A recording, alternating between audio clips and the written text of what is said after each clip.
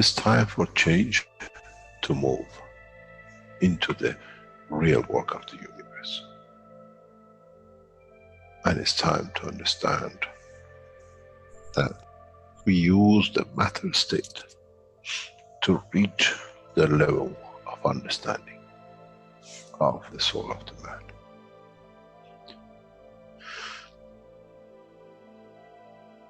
Now you understand maybe why the Creator has sent his messengers in the name of whatever you have had. Is that they bring the ears, that it can be used when the time of the Messiah comes. They can teach the soul and the message, not to oppose, but by them understanding through those who have become Messiahs, to give from their souls to these to elevate, the job is made easy. The school is there and the students are devotedly there. Then there won't be any fight between what they call the Muslims and the Christians. The lamb and the lion will eat and sleep in the same nest. The Christians and the Muslims will sleep and pray in the mosque and in the same church in the name of their souls, not in the name of religion that is used to create so much conflict for the benefit of those who were the hyperactive children. The time has come, the time of change is here.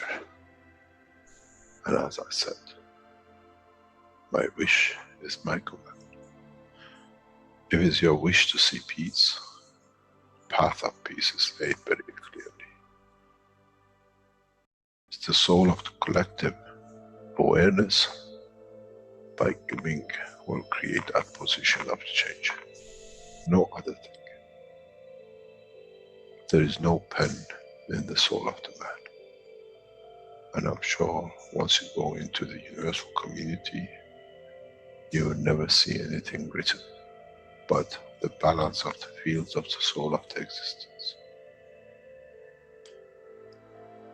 Try to be humble enough not to become arrogant in the power that you have understood and you possess.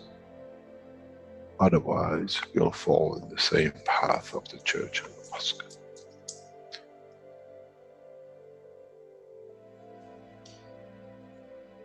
This is what we promised, and this is what we have delivered.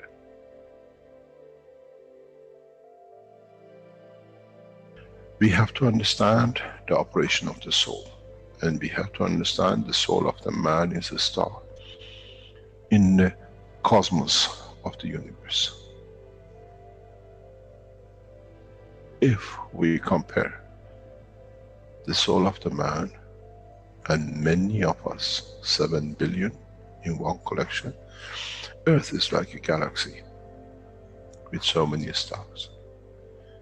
When we look in the depth of the universe, we see galaxies with hundreds of millions of stars in it. So is the planet Earth. It carries 7 billion beautiful stars, which are the soul of the man. Carries with it soul of so many trillions of animals, plants, and everything else. So if you look, when someone who does not see the physicality of the earth and its content, what do they see? They see a galaxy with so many beautiful lights shining, each one according to their strength, each one according to their position.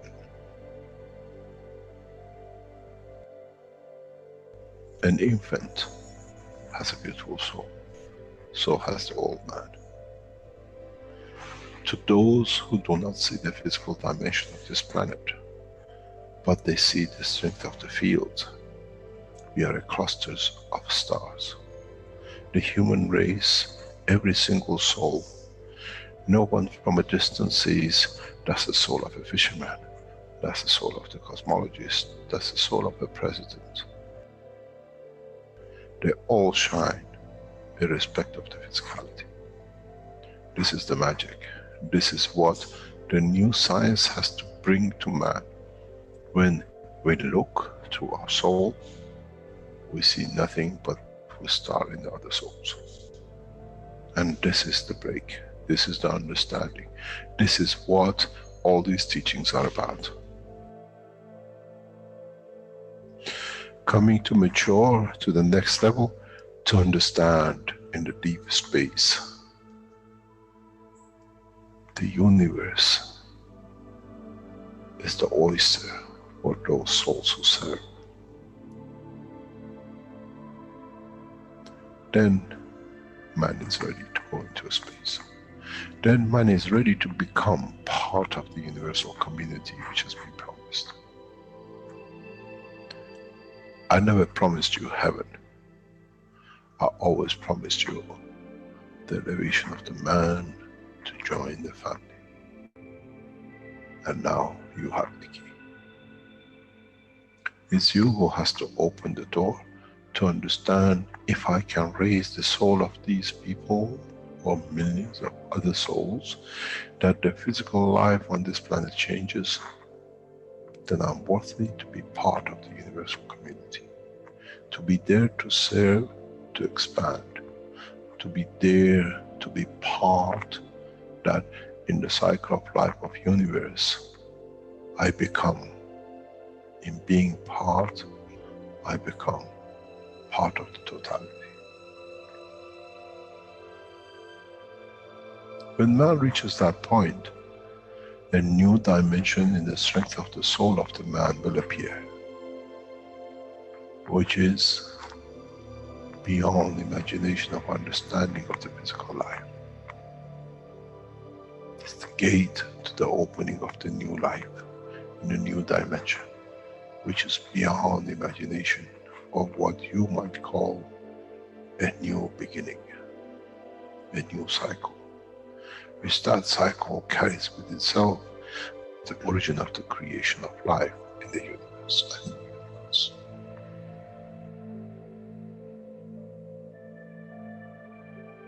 It's the elevation of the soul to serve become the key, not a throne of the physical life.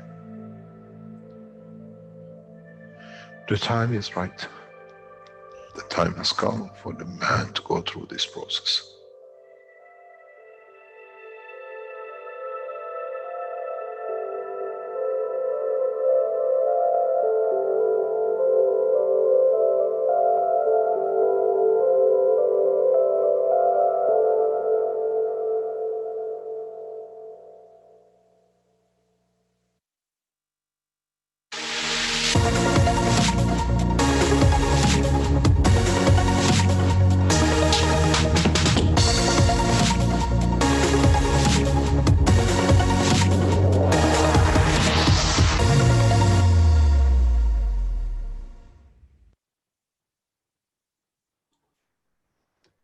Welcome everyone to the 102nd One Nation, One Planet, One Race for World Peace.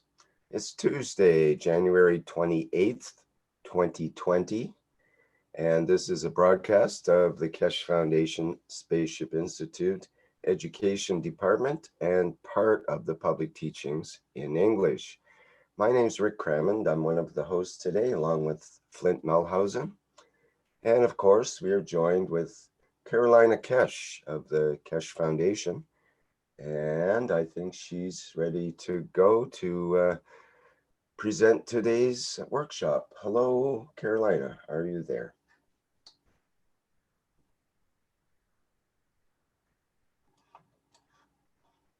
Hello, Rick.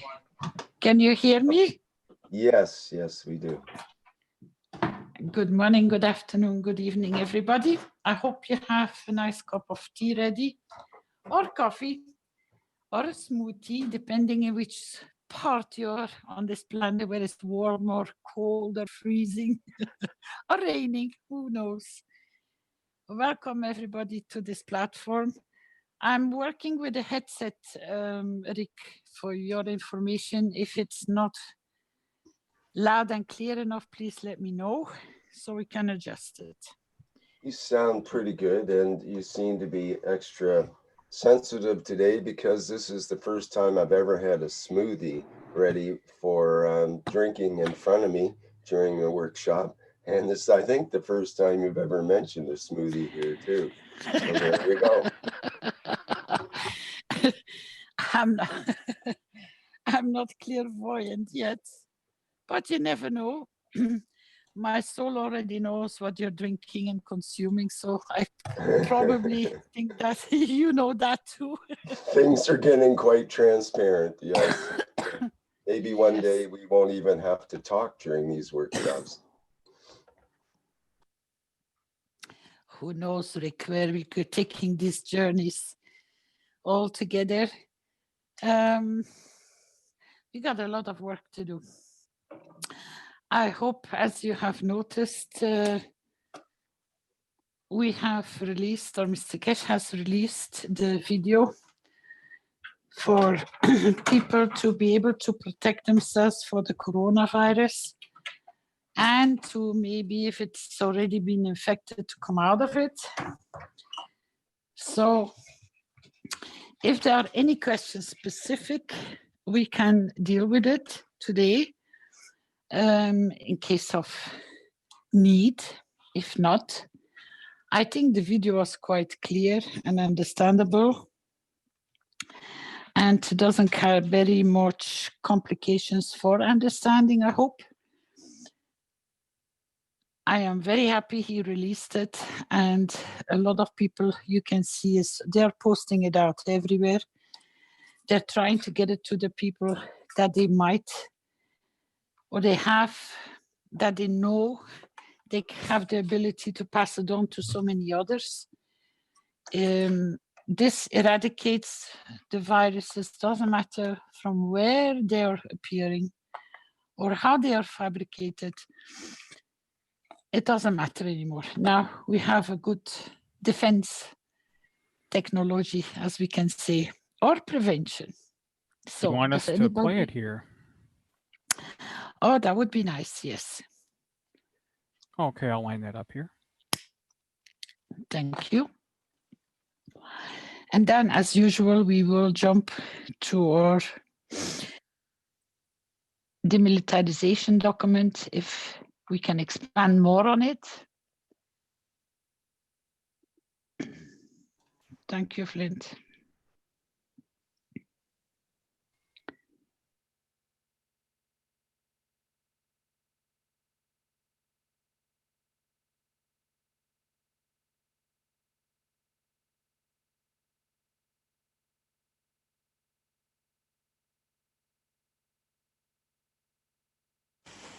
Good morning, good afternoon to you, whenever and wherever you listen to this recording.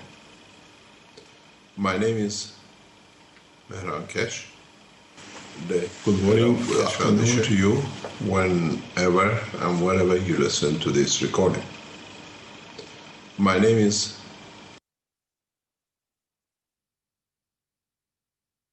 Sorry about that, I'll start it over. Good morning, good afternoon to you, whenever and wherever you listen to this recording.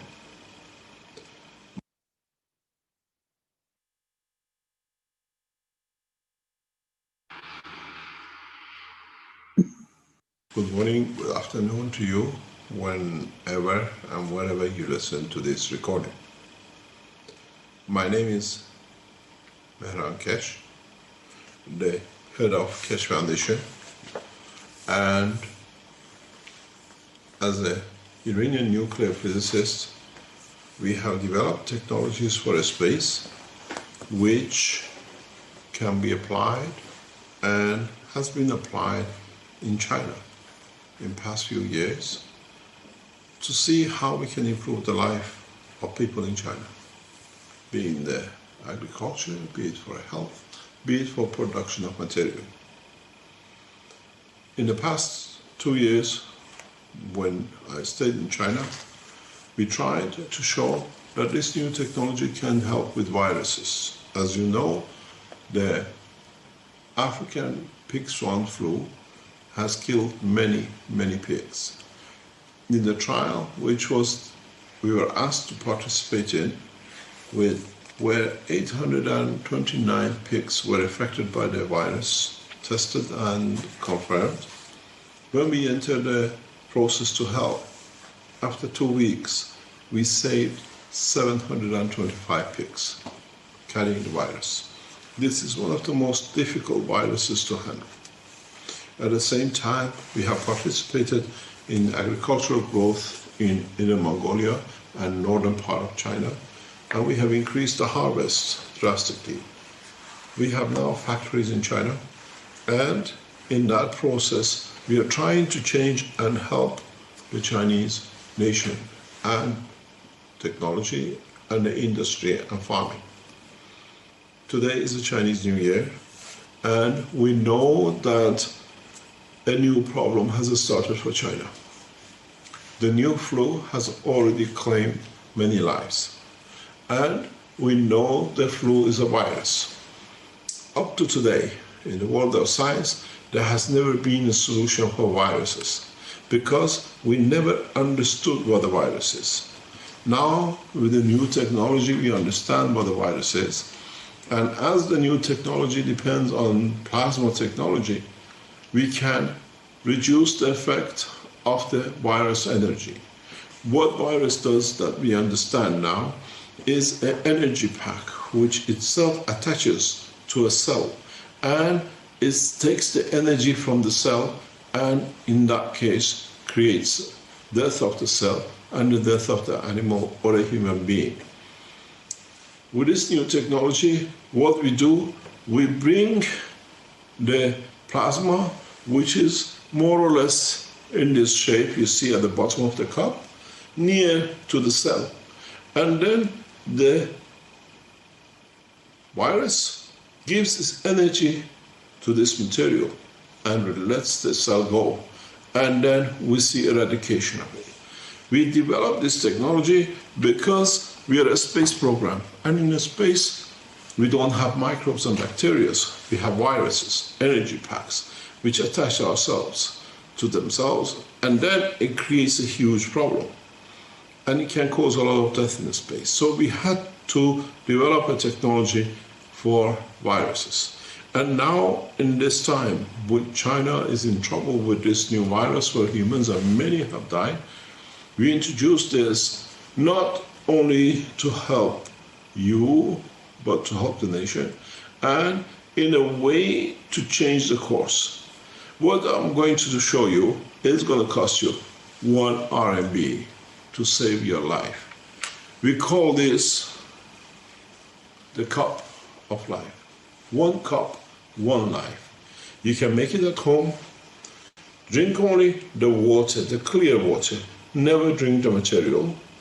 Wash your face with it, wear the mask with it, and then you will see, even if you have a fever, the fever comes down, and then you see the other effects. Then, if we can eradicate all the problem, at least the doctors can help you with the rest of it.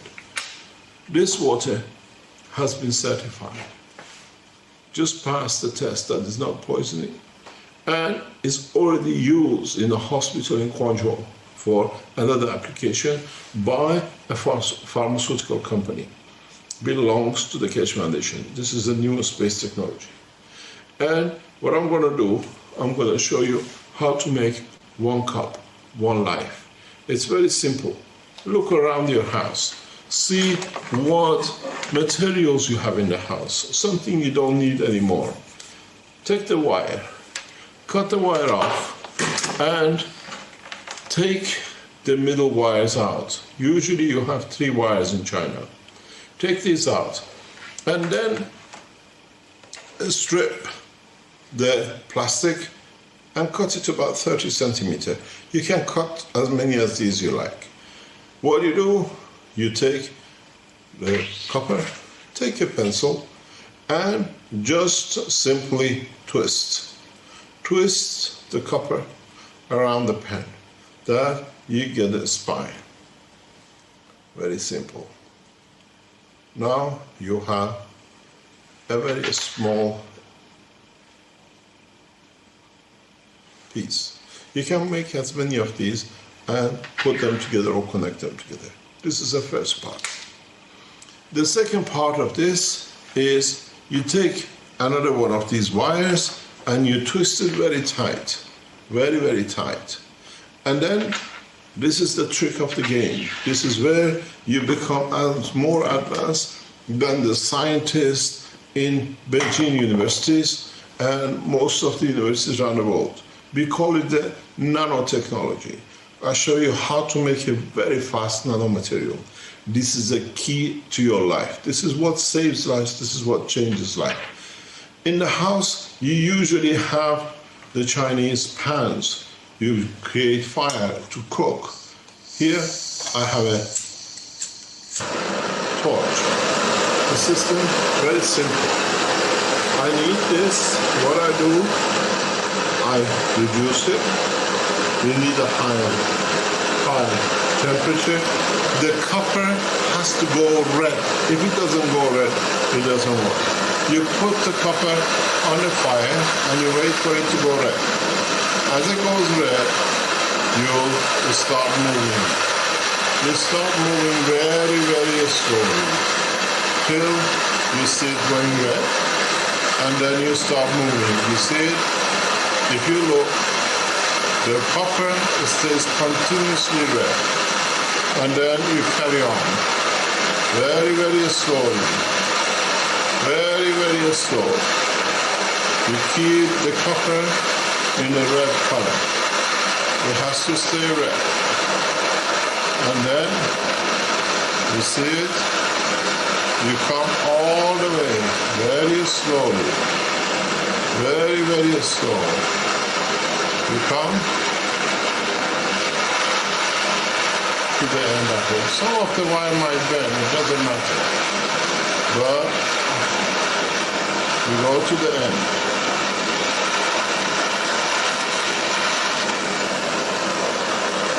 Make sure everything has to be black. You can't have any metal. Just watch.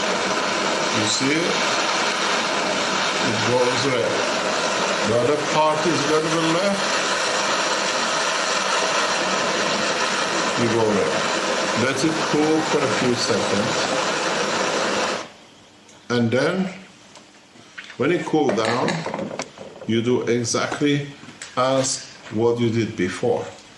You take it, still hot, and what you do, you place it back again, the same as on the pen, and you twist it around the pen. You'll find out you find some pieces already opened up. It doesn't matter. This is good. And then you follow it till it's totally finished. And then you push it back and bring all the wires together that they stick. There is nothing staying out. Now you have another split. Look. Okay. Now you have one which is natural, one which is nano-coated. This is the edge of technology. Now you need something else. In all the homes, we find batteries. The batteries which they carry zinc or zinc material.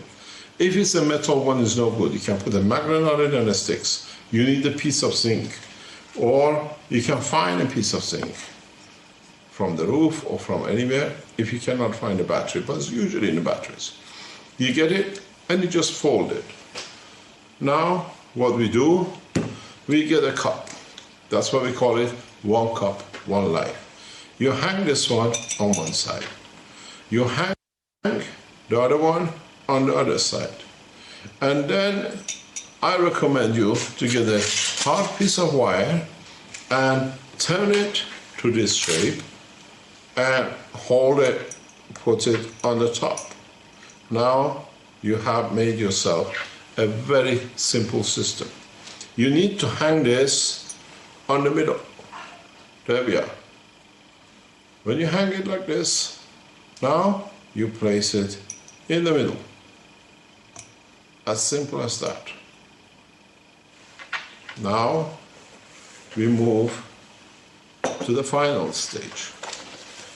as you know, we need to connect the three pieces together. You need to connect the plate to itself.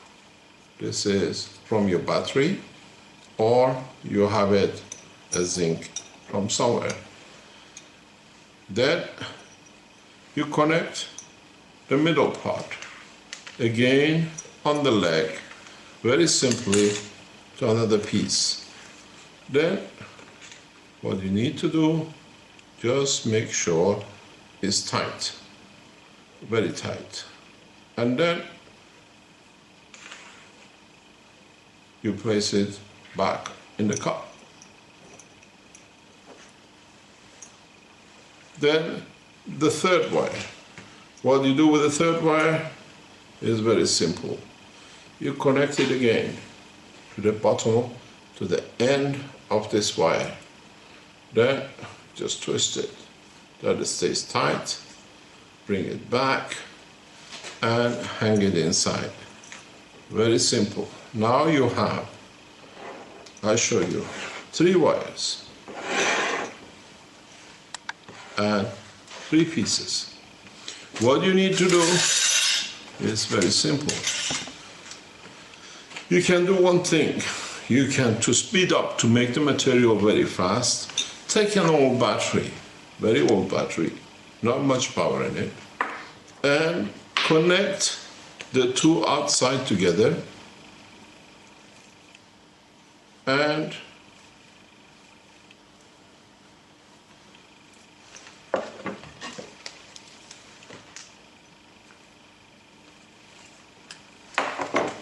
get a tape, a simple tape, and connect this to the top of the battery.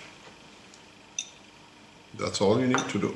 Just make sure you have the tape and you have this, and you connect it directly to the top.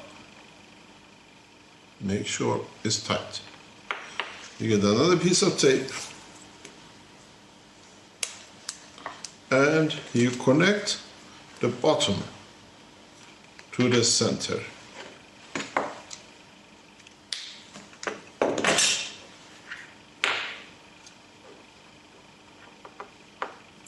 Of the battery. So now we have a system. You have the 2 wires. You have to make sure none of these touches. But this process, a cup of life of man, 1 cup, 1 knife, needs water. This water, you take a tap water and you add salt to it, cooking salt.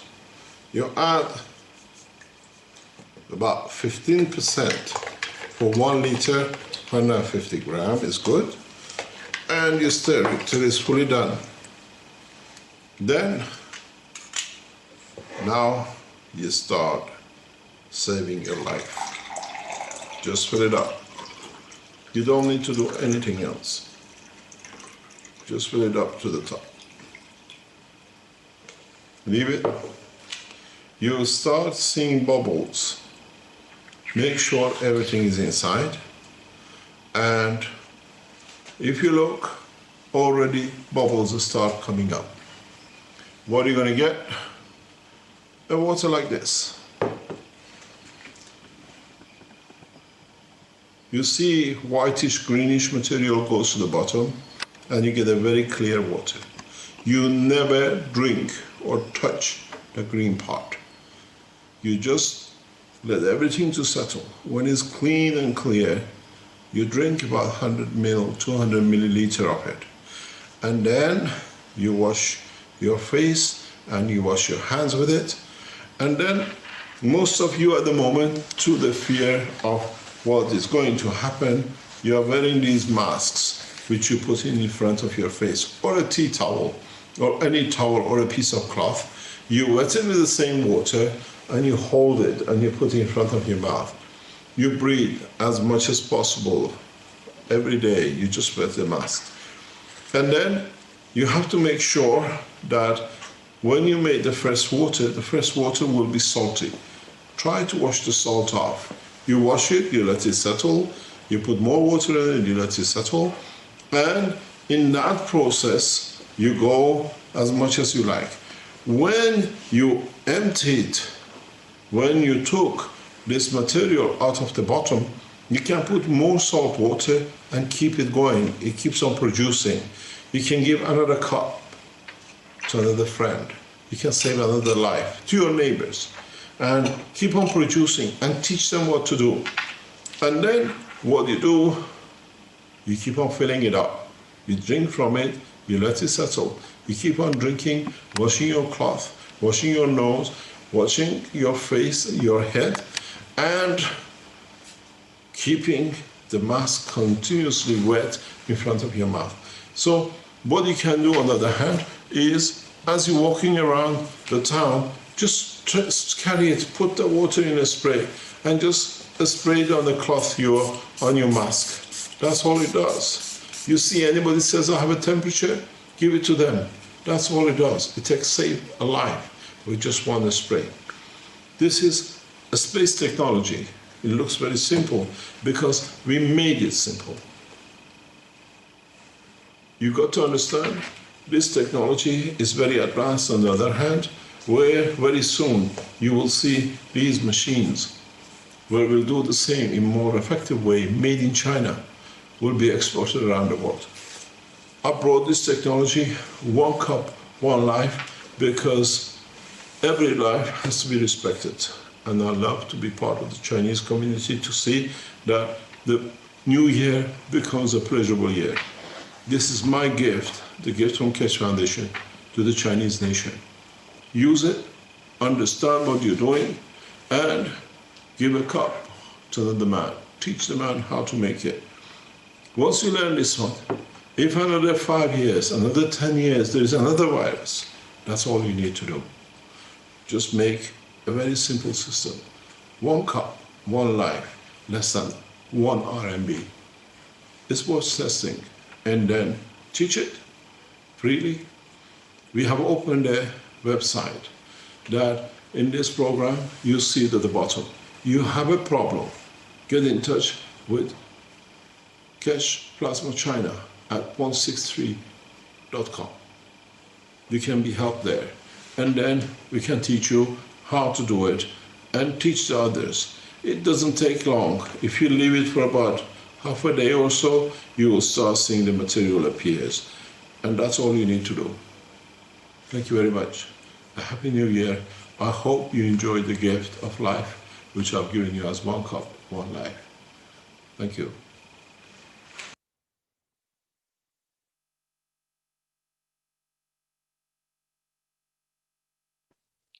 Thank you, Flint. Yes, that was wonderful. The Keshe Foundation carries a lot of gifts for mankind, and more will come on the surface. But this was an emergency gift. Maybe it was time for more people to be able to understand through this simple process what they can do and what they can achieve. And it's among you knowledge seekers to help to support the questions that will come and raise on the table. So I give it this opportunity today. If anyone has any questions specific about this topic, is there anyone in the audience or among the knowledge seekers that has not fully understood or wants to know more about this, please?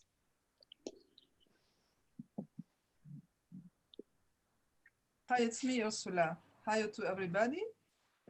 We shared it yesterday in the Spanish Knowledge Seekers workshop, very beautiful, translated all right by Jeanette.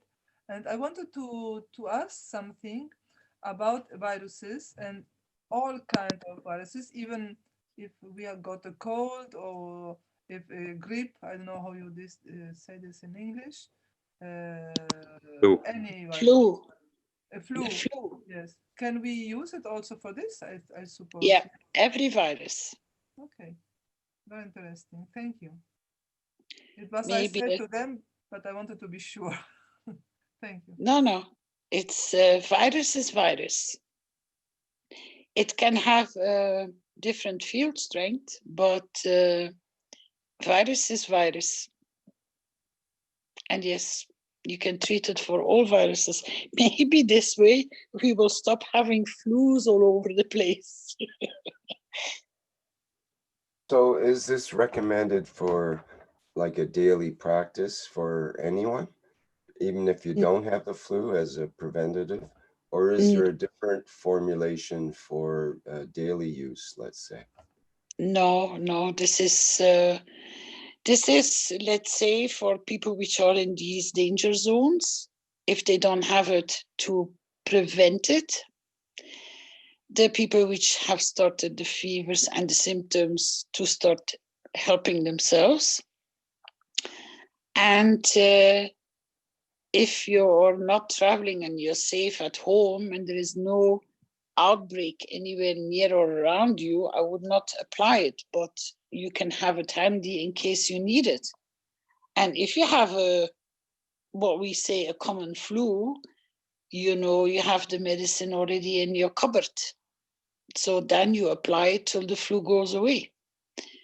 It's not to be used on daily uses, no.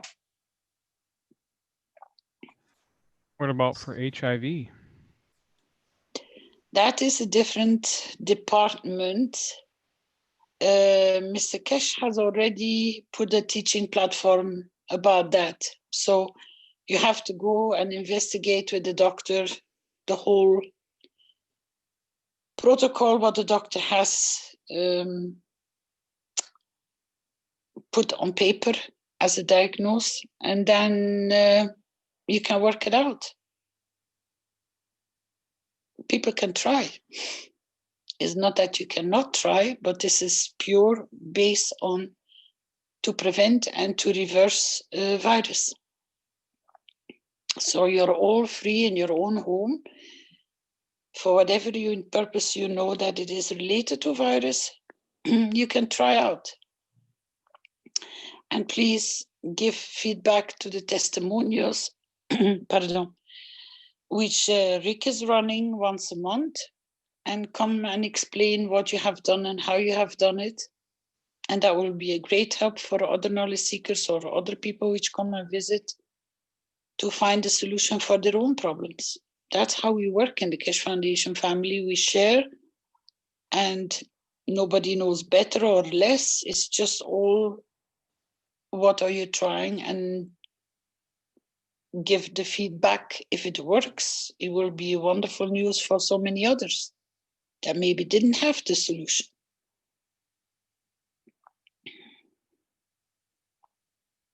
Hi everybody, I'm done.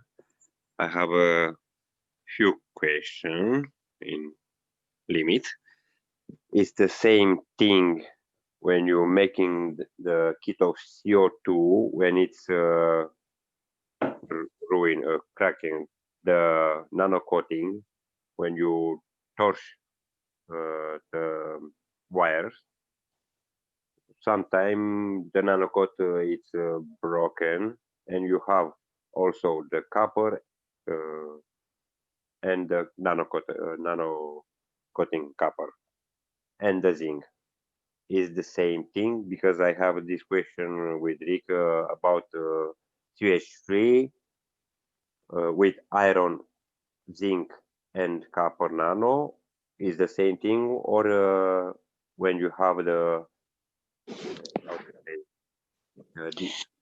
I had the same question just 5 minutes ago in another chat group, and with other suggestions. I have learned one thing, and I stick to it, and I always go back. When Mr. Keshe teaches it in a certain way, it has a certain reason for certain application. and I always stick to what Mr. Keshe teaches. You're free to experiment at home, whatever you like. But if you pass it on to somebody else, stick to the protocol of Mr. Keshe, because then you are safe. Because it has a certain purpose to serve. Why Mr. Keshe has brought it in this beautiful, slow, step-by-step way, and I would not alter it. You can make bigger pots and bigger production, but you have to position it the same way as Mr. Keshe has done it. It has a reason for it. Yes, I understand. This video, it's how to say, not it's for showing how making this cup. When Mr. Keshe, it's not important, don't have the glow of, in the hands, touching with the nanocoating, with the empty hands. This is not important because it's amino acid of Mr. Keshe, it's okay. It's the purpose is how to make it, this cup. I understand. When it's turning in turner of pencil, this is my question. Explain, Mr. Keshe. It's not important. It's broken or little bit of copper. It's with fire because it's interaction between copper and copper nano. The field. The whole purpose and the only purpose is that every man can find all the items within his home or within his nearby surroundings. And the setup is the purpose to produce specific GANS that can save their lives. That's why he called it a cup of life. Because it's emergency. In normal way, and you have the GANS. No? There is no, in a normal way, it is, if it wasn't safe, it would not have been released. Because if a child has two sick parents and he can make that cup and he can save his parents, that is the whole purpose of this GANS production, the way Mr. Keshe has taught. It doesn't matter. All the other things don't matter if you can save a life, yeah? It's to produce that GANS as fast as you can, the way it's been done, because it serves its purpose to save a person's life. Okay, my question is, and if you have already the GANS, CO2, zinc oxide, amino acid in top, and copper oxide, GANS, it's one thing. These have the natural and proportion between these fields for creating for this purpose.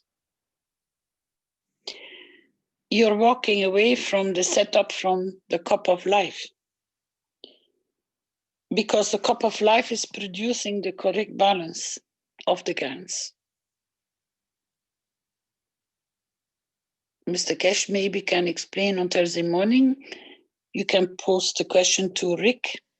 If Mr. Keshe wants to explain more about it, he can do, but that's not up to me to give you a different or a balanced or another mixture or another setup. I stick to the setup which Mr. Keshe has put in this video for that purpose to serve. So it's for I understand. I understand it's for understanding in me, inside me, why it's making this. I do understand, but if you want to start mixing from the other gases, that is up to Mr. Keshe to go on Thursday platform to give you more explanation about this, because that I cannot answer you. I only know that this setup is for that purpose to serve. Okay, thank you very much.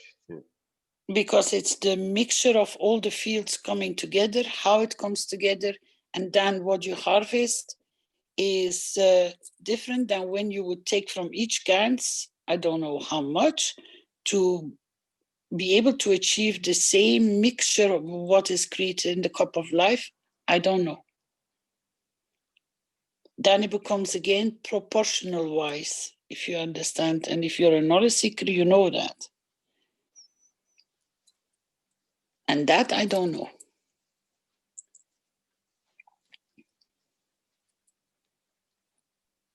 About wire in 14, I don't know, 24 seconds.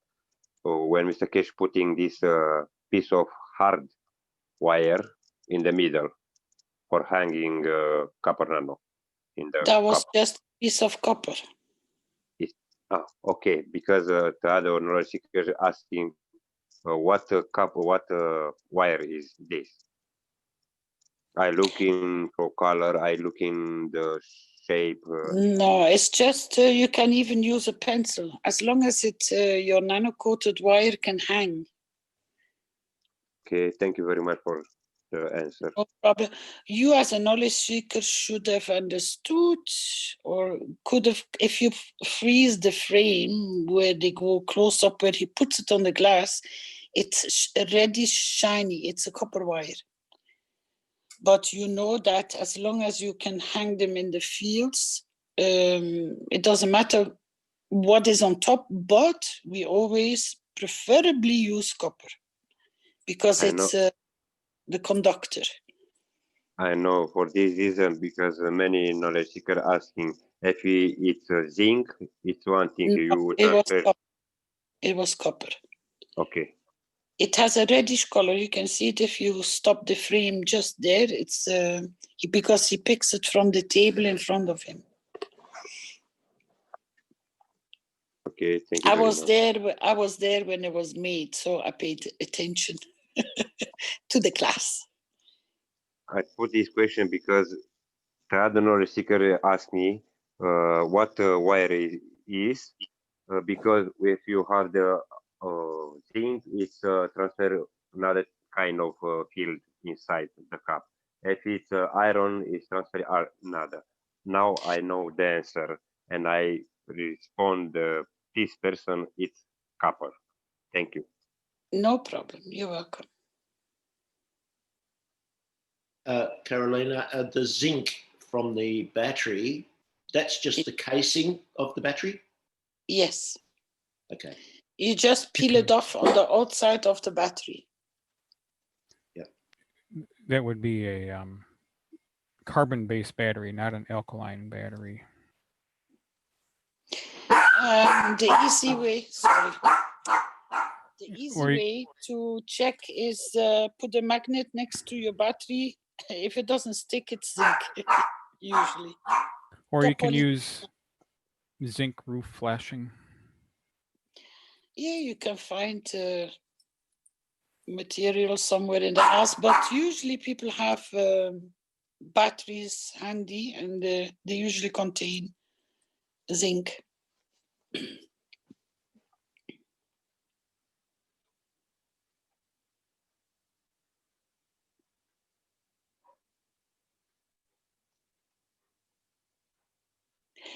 There was once, oh God, this is years ago.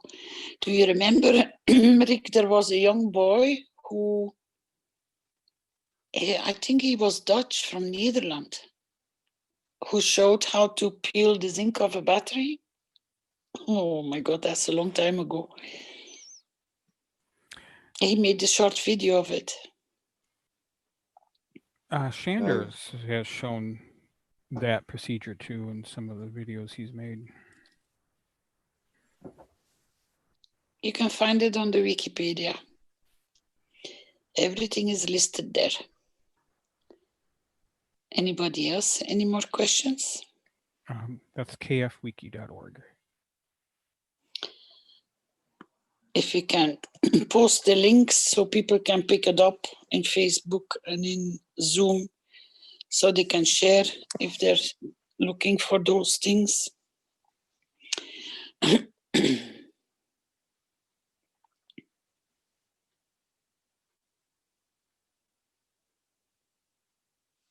Nobody else?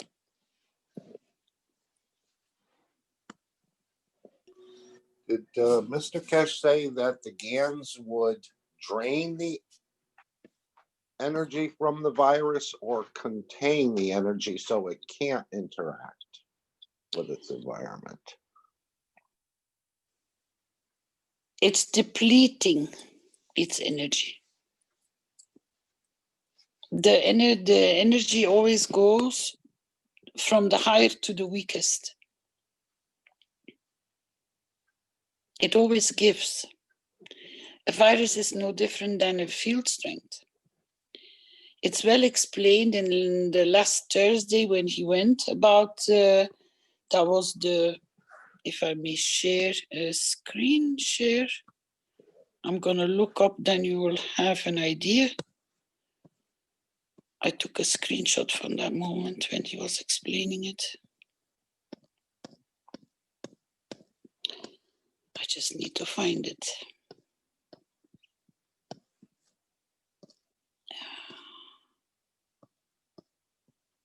It came on Facebook. Ah, here, this is one. You can see it. This one. If you go back to the part, apparently it's at 2 hours 33. Around there, Mr. Keshe is explaining why you can and how you can neutralize coronavirus. It's depleting. You use the GANSes to deplete it from its energy field strength through their plasma field strength. Because GANS is an energy. That's why he also says you don't need to use much. You remember this part of the teaching, Mark? Yes. I couldn't restate it verbatim, but yes, the drawing. Yeah, that's where you're going to find your answer because he explains it there. Good And there he already explained amino acids, zinc, copper oxide, and CO2. And he puts them together. You can have a very nice, more understanding in that part of the teaching of last Thursday.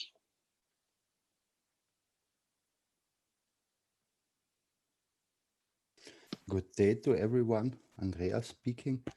I would like to show you something nice on the KF Wiki. Yes, go about ahead. this topic.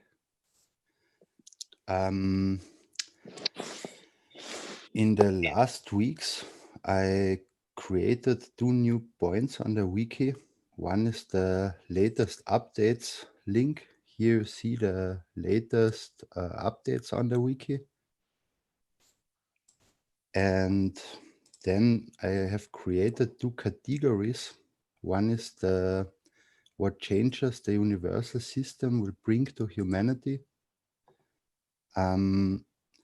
Here, for example, you can find all finished transcriptions about the knowledge seeker workshops, or for example, the public teachings in Portuguese. And for the topic from now, I created the solutions for the coronavirus. And there is also the 300 knowledge seeker workshop on it. And as we do it on the wiki, since the last teachings, we create every time a table of content. And so if you scroll down, you can search for your content. And in this case, what Carolina showed, for example, where it is, somewhere here, I don't see it now. Here it is. This is this part what Carolina showed, and then you have at every paragraph at the end, you have a number, a site, you can click on it, and then you come to the links where in this video at the time Mr. Keshe talked about it, and you can click on the video, on the link, and then you come directly into this to this time in the video. So if you're searching for topics in knowledge seeker workshops, that's a good opportunity to do it. Thank you very, very much for all your work. It is beautiful. And also here is the document which Rick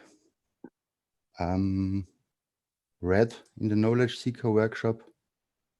It's the same where at the bottom then you have all the sites and the links to the references where the knowledge is from. And also the antivirus live cup. Here in the next, maybe tomorrow, the transcription of it in English is on it. Yeah, you're welcome. And can I suggest something, please, regarding this where you just were?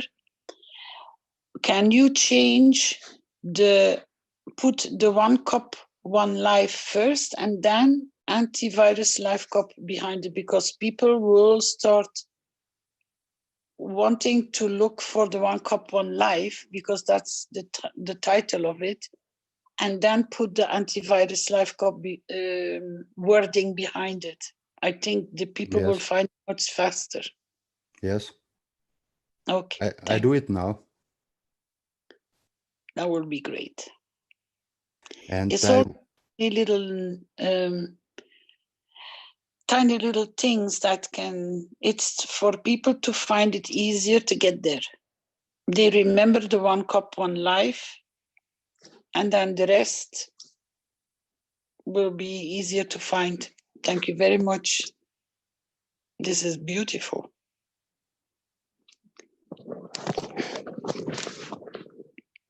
And I wanted to say thank you to all which make simultaneous translations and who also made voiceovers to this video clip in their language. That gives so much power, and everywhere something new pops up, and everywhere somebody does something, it gives so much energy. And I just want to say thank you to all of you.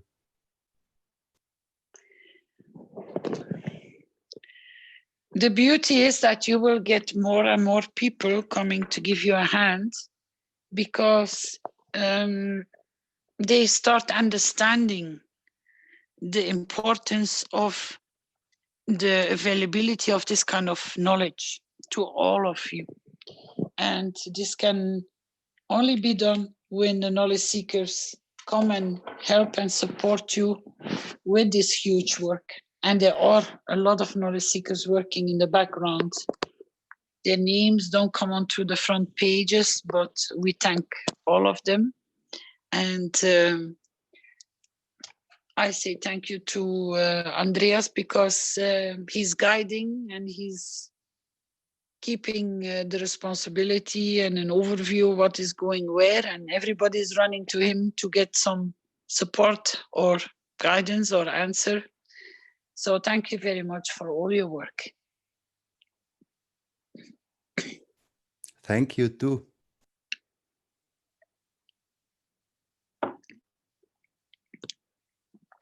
Anybody, pardon, any more questions about the one cup, one life?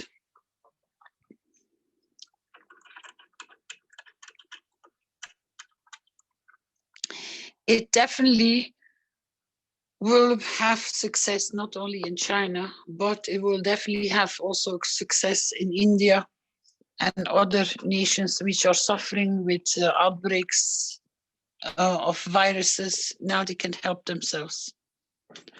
Doesn't matter where they're coming from. And don't forget, it is good for a human, it's good for an animal.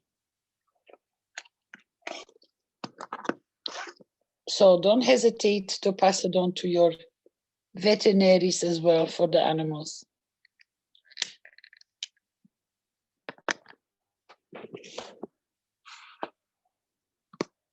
Nobody, any more questions?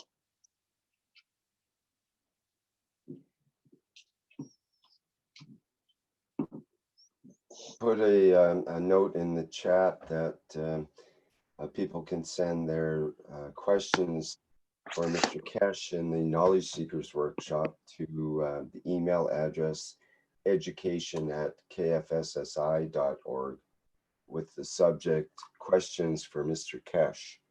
And then if Mr. Keshe chooses to answer the question, we can bring it up in the workshop. That's great.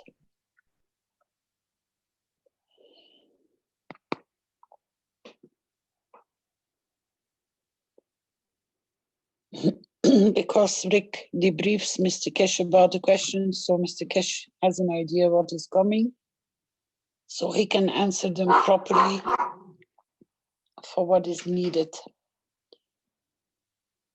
So please put please put your questions through. So whatever I cannot answer or nobody else can answer, I have the okay from Topoli.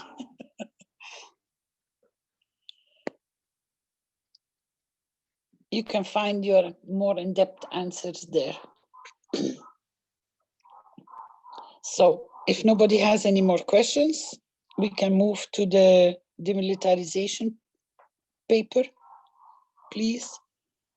Or are there any other questions that need to be dealt with or we can deal with without Mr. Keshe? Anybody, any questions before we start on the document? There was a question in the live stream from Waldemir, who is asking if any knowledge seekers are available to go to China. No, the Chinese knowledge seekers are working very hard. They're getting it all right. They can they can use, or we can use some help if you know about people which are in China, which are facing these kind of problems. Pass the information into the chat rooms. We try to send the knowledge seekers which are already there to send them the material or to teach them, because it's all translated in Chinese already. That was the first thing that took place, and a lot of languages have been applied for this video, even typed out. So step by step, people can follow it.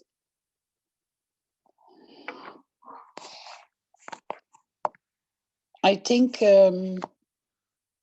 we can find the right balance in communication and then see how we can coach and where we can coach. There was another question like this I already received this week. I'm still waiting for the address of the people. I have not received it yet in China. But there are a lot of knowledge seekers in China.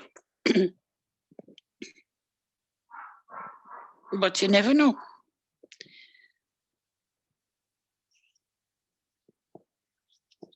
It would be nice, and it could be nice if knowledge seekers, when they are traveling, to carry some of the, as Mr. Keshe suggested, to carry the liquid with you in small spray bottles and hand them over. It's water. For us, we know what it is. For other people, we can just suggest them to hand them over a spray bottle with that kind of plasma water in it, so that they can help themselves.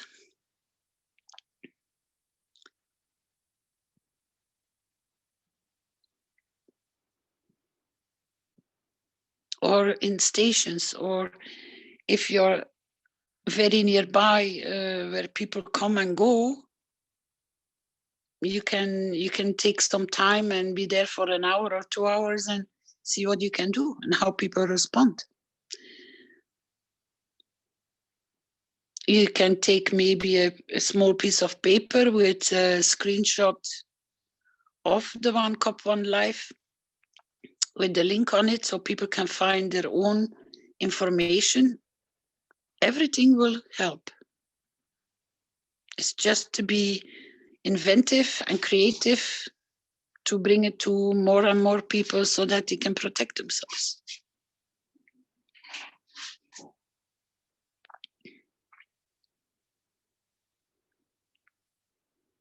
It's not only the airports, it's also train stations, bus stops, schools.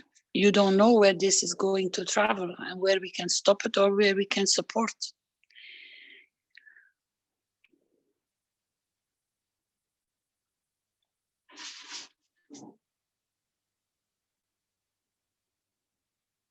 It's all up to you in your hands, how creative you are and how much time you can spend and how much time you can spend to pass it on to other channels. It's definitely going to go into a television program. So it will go more and more in broadcasting because they are simply hands short and they don't have a solution for it yet.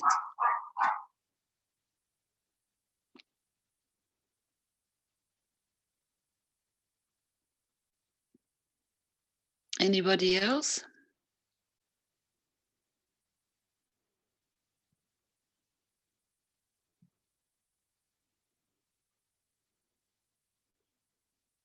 The beautiful thing is that even your neighbor, if you catch him with a small flu, as Ursula said, a common cold, as we say, it goes into a flu attack for a few days, you're really down and out.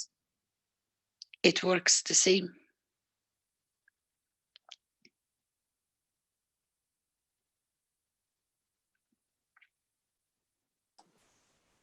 Can I jump in? Yes, Jalal, hi. Hi, Caroline. Hi, everyone.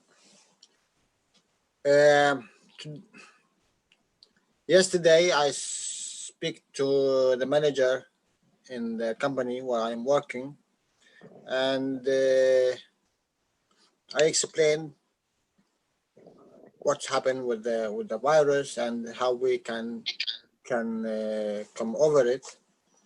And we decided that I give a class today, but he didn't have the time because of the meetings and all of that.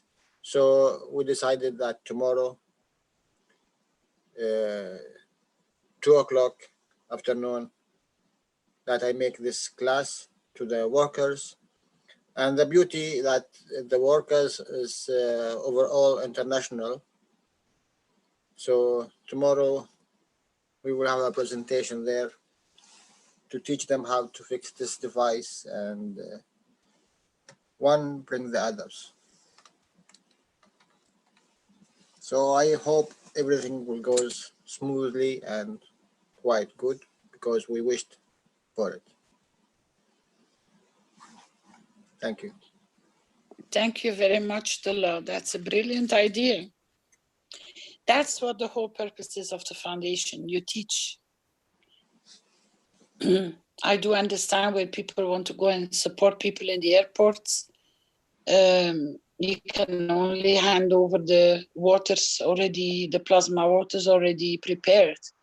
But as I suggested, to carry the knowledge where they can find or the links on a small printed paper or handwritten, it can be done.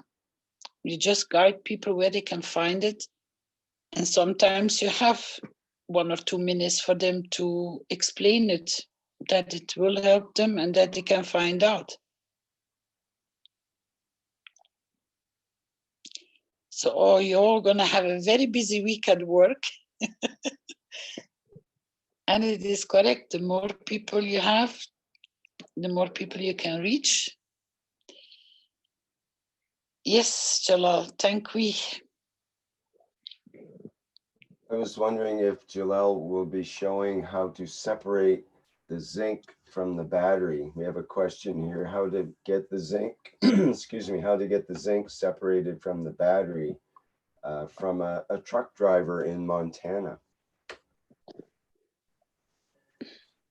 Or is the website selling zinc plates, he says as well. So I think there is a CO2 kit with zinc plates in it available at the Keshe Foundation store. You got to bear in mind, Rick, that our production, certain items on our website might not be available at this given moment because we are supplying wherever we are receiving, where it is needed, like to China, we are supporting 100%. So our store might be locked on certain products for this kind of reason. Right. Because and you've got... Go ahead. yeah, that's the reason why Mr. Keshe has shown how to do, where to find, what to find in as simple as possible so people can find their own solutions and their own way. And our store might be at this given moment be blocked for certain products because we are supporting, because we are getting a lot of demand in. So we do apologize if you cannot purchase everything on our website at this given moment. It's crisis, believe me. Flint mentioned before zinc flashing you can buy from a hardware store for use on roofing in houses and so on. Yeah, that's pretty common, at least Yes. here in the States. You can get zinc roof flashing, or you can get zinc plates off of Amazon.com. So Another source is zinc they use as anodes on boats, for example. They bolt it onto the boat to act as an anode. It's available in marine places. yeah, just make sure it's 100% zinc or as close to 100% as possible. Not zinc. You don't want zinc coated or anodized zinc or anything, because that's a different metal underneath and would produce a different GANS. So you do want 100% or 99% zinc.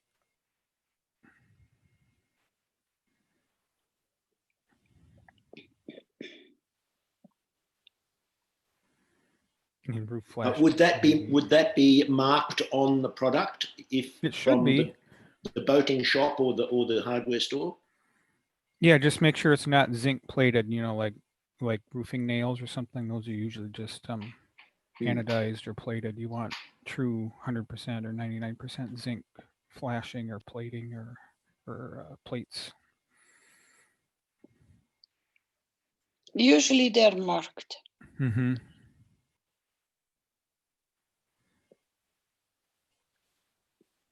And your battery is very easy to check. You put a magnet next to it and you know if it is not attached, getting attached to the magnet, you got a zinc plate on your hand and you just wriggle it open as best as you can.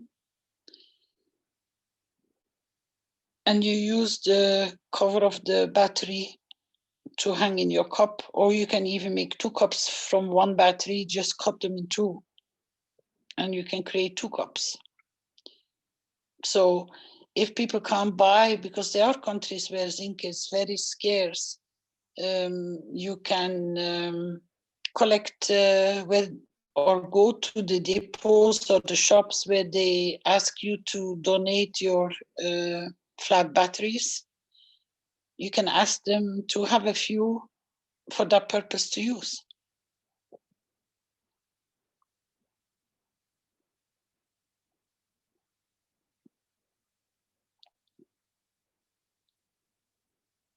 Anybody else?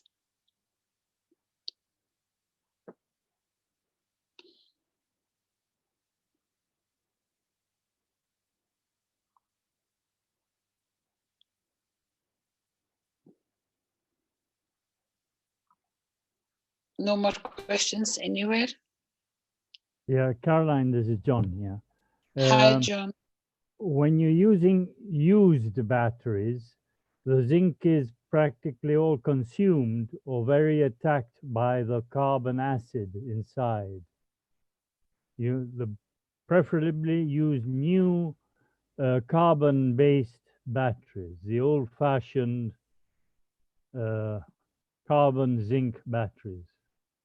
And normally they have a zinc plated or chromium plated outside, painted black, or it depends on the make. You got to take that tin off, and beneath that you've got the zinc sort of container where you got those the carbon stick and the carbon acid inside. You got to take the carbon stick out, take out the carbon acid, which is a paste, wash it out, and then you can cut it, cut that little container in the shape whichever you want to use it is, as a plate or anything else. Just leave it as a cylinder. Thank you, John. The one Mr. Keshe was using was a relatively a new battery. It was not an old one. Yeah, exactly. So they're still in the market. Yes, it's the old zinc, carbon zinc batteries, not the alkaline. But by old, I meant used. If you want to collect old used batteries, the zinc has been consumed by the carbon acid inside. Because that's the way those batteries work. They consume the zinc lining. These are all good tips, but if you go to, I know already from as a child, when a battery runs out, it means the battery is completely finished. You don't start opening it up. So I think if you take a battery which still looks good and has no leakage and hasn't run out, I think you will find a perfect zinc plate still left in there.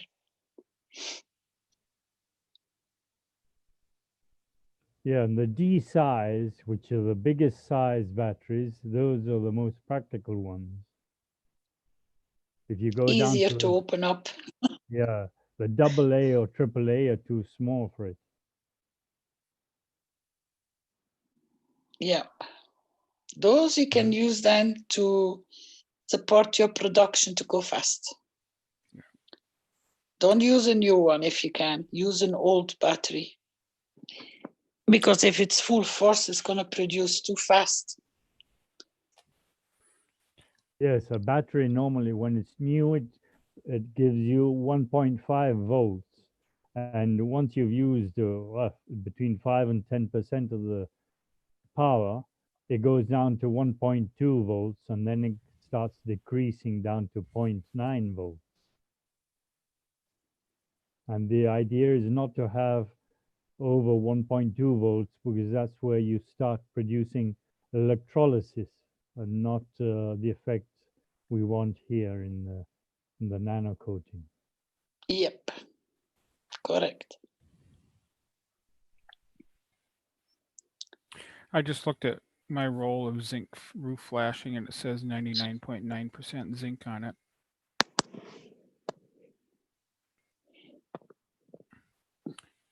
So yeah, look for stuff that's labeled that. Yeah, this all depends on each country. Here, it's important. We don't have roof flashing as you have over there. And in Mexico, the best way to get hold of zinc is buying those fuses. That must be with 30 to 100 amp fuses.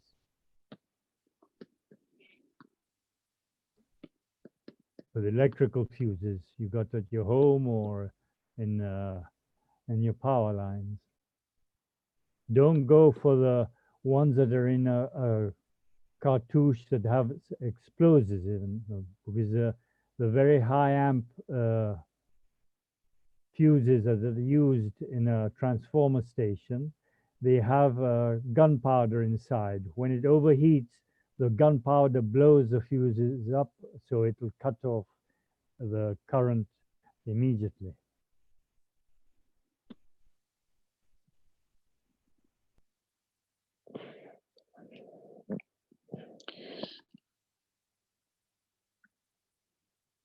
Okay, so any other questions?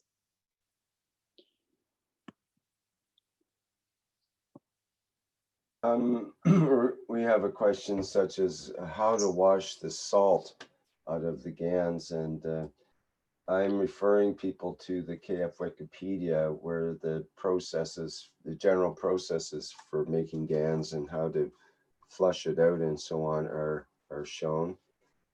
Do we want to answer questions like that, or do we refer them? It's we as knowledge seekers, we have experience with this, so we are not struggling with it. The easiest way to do so is to take a syringe, suck up the green part, the bottom part of what you're producing, put it in an other jar with clean water, skirt it in there, let the green part settle down to the bottom, as Mr. Keshe explains, till you have clear water on the top. And then I usually put my finger in it. If it's too salty still, I just take the top layer off and I just add fresh water to it every time till you have more or less no more salt taste. And then you have clean water. It's a washing process, maybe 3-4 times, putting fresh water in it. You don't need to throw the water away, which is salty, but sometimes it can be a little bit harsh on the hands or so, and very not nice to drink, but there is no problem in consuming salt water. That's for sure. It's just the taste and the feeling which is not so nice. And once you have the hang of it, it goes easy, but it's a very good idea, Rick, for people to be diverted to our website where they can see how the washing of the GANS is taking place. Thank you very much. If you're making the soup with this water, it's salt, it's okay. Put in the carrot and the rucola and other things, onion, you have the soup with this here. If you remember in one of the teachings, Mr. Keshe said that GANSes do not do so well when they are in heat. And we would have a problem because Chinese only want to drink warm water and hot water and not cold water. It's only the West which drinks cold water, and apparently is not so good. So you have to go to that platform of teaching where Mr. Keshe explains why. He spoke about it. I know. For this reason, I ask him the making the GANS in fridge or in heater. Making the GANS is one thing, and the plasma water using, it's the other things. But I understand what you say, all right. Okay. Everyone needs to understand. I just received a text. People have to understand through the appliance of the knowledge, especially as knowledge seekers, don't take just the top layer of the knowledge, but try to go back to the process and the why and the how, so you can understand for what is what and where. This here in its simplicity, try to keep it in its simplicity.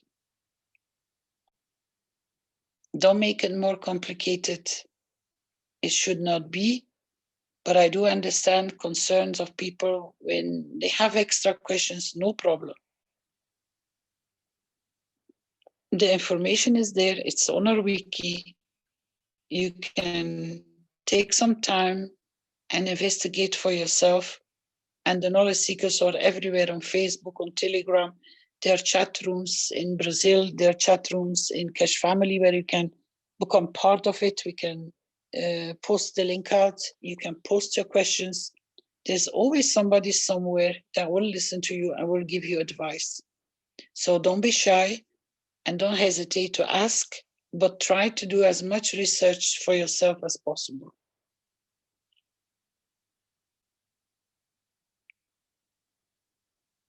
It is always at home, you're the boss. When you share it, please understand what you share, how you share, and take responsibility that you know what you're sharing. That's all we're asking.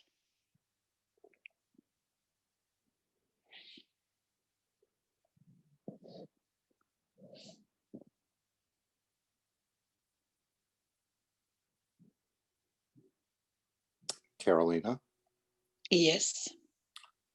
would you share with us the link between the emotions of the animals at the epicenter of this outbreak and the creation of this virus?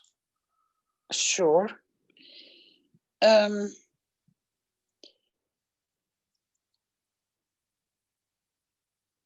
I can give you an example which was shared, I think, with Yurik 2 weeks ago, about a person who had a fish pond, and by hanging the ganses, pouring the GANS waters in the pond, he had less death toll on the fish. And since he has put a reactor on top, spinning on top of the fish pond, the death rate has dropped more. We worked through a very nice explanation last Thursday, I think it was in my private teaching, how to make his own filter system. Not expensive, but you got to understand, if you look at the pond, it's dirty. It has not been changed. It has no change of water already for a long time. I'm talking about years. The pond is stacked with fish because it's a pond for prize fishing. So people pay to come and fish, and the biggest one, or the one who can catch the most, has the prize of the money. And they're putting the fish back in the pond, so they don't take them back home. They're not getting consumed. So the fishes are just overpopulated in that fish pond. Now you can imagine the stress those fishes are going through. No fresh water, no pump system, no filter system, and people keep on fishing them out and throwing them back in. They are souls. They know what's going on.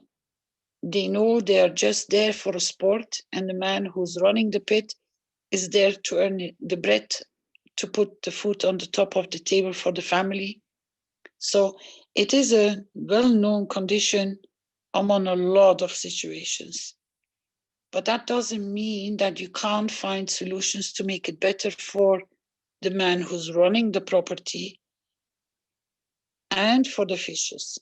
You can always create a balance if you don't stay ignorant to find solutions. The minute you start asking questions, the answers will come towards you. So what have we developed or tried to, we will see in maybe this week or next week, if he has come up with appropriate solutions by just going to your charcoal where you make barbecue, you collect your charcoal, you crush it, you put it into a nylon tight, which ladies wear. You stuff it up with the charcoal, you crush it, and then you wash it out, that most of the dust, black dust, is out. And then you stack it in a container and you pump the water through it, which becomes like a natural filter for aiding the fish in the pond, that it releases the stress. I have not gone to the point yet to not to put so much fish on top of one another, so to reduce also the stress level there. But we will see in the future how he can manage to create a more healthy pond and that the fish is happier. So it's the stress we are creating among animals, which their field strength is released. Somebody somewhere will eat the fish or has touched it and has had the transfer of a problem. They can take it home because they touched the fish. They don't wear gloves when they pull the fish out or put them off the hook. So if the fish is under so much stress and people come in touch with them, they transfer what they are not happy with to the human. And then the human carries it on, and it just carries on and on and on. Mr. Keshe has also said, you got to pay attention that people catch this kind of virus when they are in the same field strength. That means when people are also under tremendous stress because of the way they try to provide for their family, they try to create an income for their home. Maybe they have to run 2 or 3 shifts. Maybe there are problems on different levels that the field strength among or within those people's homes, families, are so high that they are vulnerable to that kind of field strength as a virus. So we got to look into the understanding the field strength. That gives the opportunity and the path to pass to others. You become vulnerable because your immune system is down, because you are too stressed, you are suffering from whatever it is that you don't function like a healthy person. You already have the answers because you see it in the pond. If you put people in these kind of stress situations, I don't think a lot of people will stay healthy for a very long time if you pack them the same way as we pack the fish in the pond. So there are solutions for it, but it's the willingness of man not to create these kind of conditions for others so that he doesn't get affected by it himself. So if you don't want to be stashed up in a pond like this on top of one another and has practically no fresh air in the water, no fresh water because it hasn't been cleaned, you are going to suffer as well. There is a say which we sometimes use, and that is, don't do to others what you don't want to be done to yourself. That stands for trees, plants, flowers, animals, rats, dogs, cats, horses. It doesn't matter. When it's a living being, try to be respectful because their bad condition can be transferred to your condition. So it's emotional based because the fish is not happy. It can't go anywhere. It has no meaning of or communicating, I'm choking here, please, we're not happy here. The pond shows itself that it's not good in a good condition. But it's just a matter of be reasonable with the others because they have created that field strength that they are in such a bad condition and people don't listen. And maybe, as Mr. Keshe has expressed himself, it's time for us to pay attention how we treat our animals. And I just gave you an example with the fish, but the same thing happens with the pigs. The same thing happens with the cow, with the geese, with whatever, the chickens. It happens everywhere and it's always virus outbreak. Because the animals are in a non-acceptable position. So that's their way of releasing a field strength, which is normal. And then we are surprised that we are getting it, but it comes through the food chain, it comes through contamination of all sorts. We have a similar situation now with tuberculosis in the part of Austria near Germany or Germany near Austria, just don't know exactly if it's in Austria or in Germany, a huge terrain is apparently the deers are contaminated with tuberculosis and they want to shoot them all down. Thanks God, it's a knowledge seeker. He has called in for help, so we are looking into it. Apparently, the government starts responding to what we are trying to get them across on information, as we have done with this problem in China with the coronavirus. We can help. Tuberculosis is no problem to be sorted. It's just that the ones which are responsible have to sit down together with the ones who carry the solutions. Even if it's just knowledge seekers that know from experience that it can be changed. The Keshe Foundation will give their 100% support to change these conditions. But we first have to understand, why have they developed it in the first place? What has changed in that environment that these deers all have gone into a tuberculosis condition? The same as with the fish, the same as with the pigs, the same as with so many animals which are releasing these problems. They're not happy. Something has changed that they can't cope with their environment anymore. So emotionally, they're getting hurt.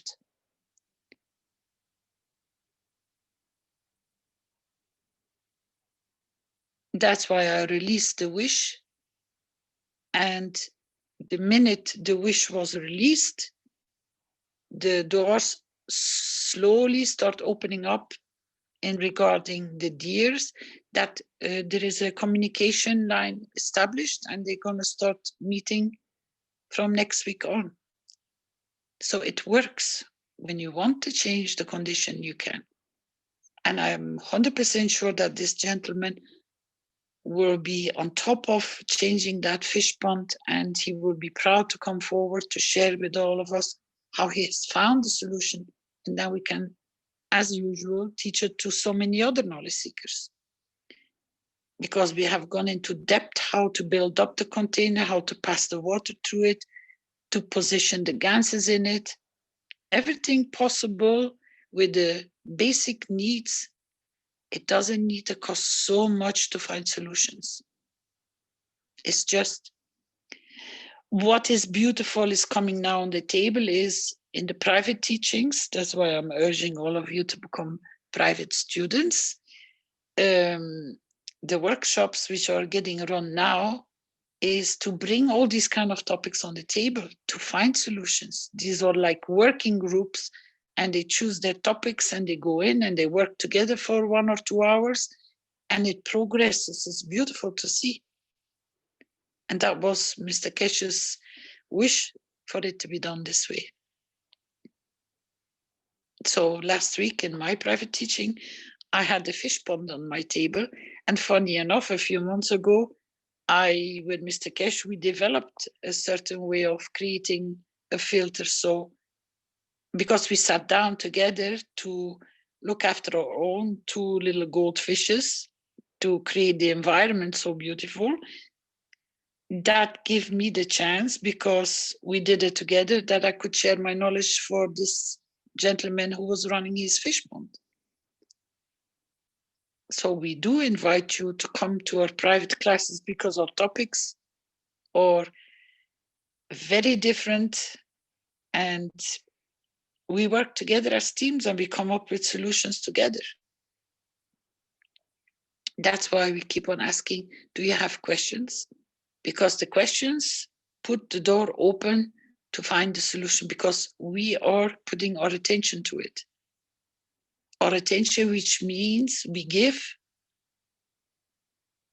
because we are present in the moment that we're talking about it, we receive or we give each other hints, and that brings the solutions.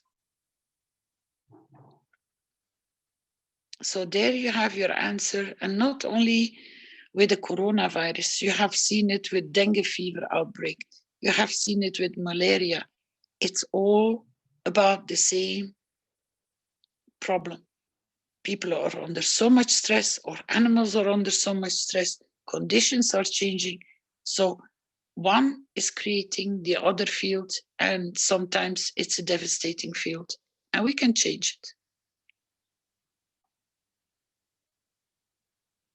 Carolina, we have a question that has needs a general kind of response from Blanca in the YouTube, who says, I'm new in this and live in the San Diego, USA and Tijuana, Mexico, and want to learn to do the GANS. I have a house in Tijuana to give lessons to learn or to help people. So how would you suggest that people can, quote, learn to do the GANs? And how can they connect with someone that can help them? Or should we point them to, some resource like the KF Wikipedia, or into, you mentioned the private lessons just now, but that is kind of specific to certain topics. What would be the best approach for someone like this? How can they get in contact with the Keshe Foundation or with that teaching? We have a lot of knowledge seekers in Mexico. We have a lot of knowledge seekers. You can direct them to Arizona. You can direct them to Armen. You can direct them to the Keshe Foundation or official website. They can ask their question through info@Keshe. The Wikipedia is the best if you have to start and to take the first steps in creating and making. As Andreas just shared, go through our site. You can become, you can apply for being a private student. Then you can see, because if you become a private student, we know who you are and we know where to place you in certain classes or advise you where you can find the most or the best opportunity as beginners to start. We are well aware that there are a lot of people which are coming in that are new. So our knowledge seekers really are very patient with newcomers. So we have Facebook, we have Telegram, we have a lot of other public platform teachings in different languages, even in Spanish. So I can directly direct you to our knowledge seekers, which are here now at this given moment present. So you can see their names and their contacts. They can also post where they can find you if you want to search. Jeanette is Spanish, Ursula is Spanish, John Welsh is Spanish. So you have a lot of people which can accommodate you in your own language, and they can invite you to come to the teachings and then maybe make room for 1 hour to comfort you with all your new questions and guidance, and they can guide you to find your way. No problem.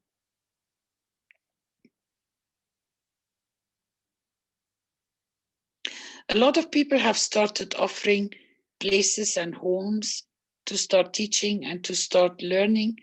So involve the Keshe Foundation family. The knowledge seekers are there and they can come and visit if they are nearby, or you can go and visit them if they are not too far away for you, and go to some of the workshops, because there they do the hand-on and they explain everything step by step, or they share their knowledge, what they have achieved so far with you directly. We share knowledge for free. That's the beauty. And nobody is excluded from it.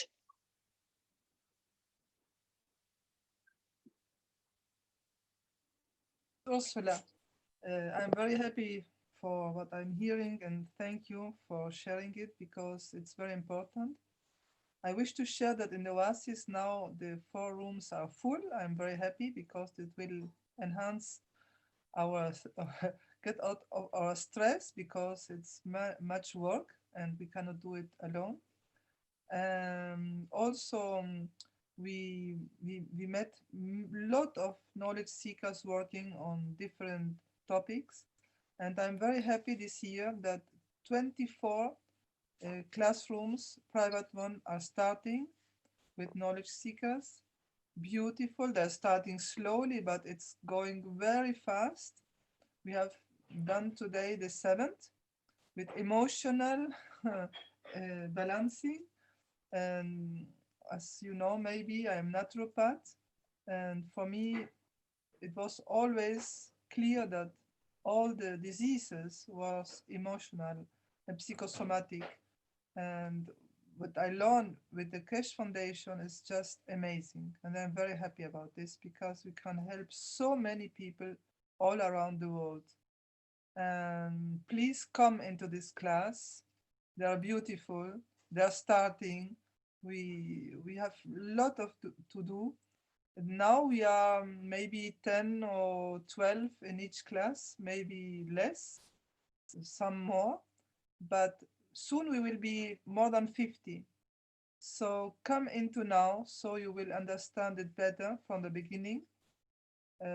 It's just amazing. So I wish really that this class can become your main teachings and then share it on the public to help others to come into also.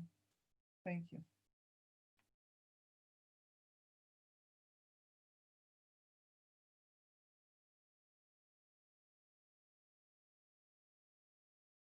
So to be clear, that was available in the private teachings, and people would have to become a KF SSI, that's Keshe Foundation Spaceship Institute student in order to access those teachings, correct?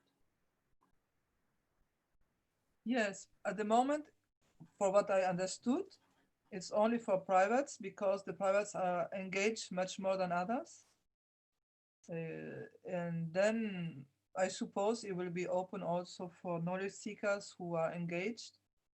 And there are many classes, as Mark wrote, in the moment, plasma reactor group are public and other are public also. So you can become a student.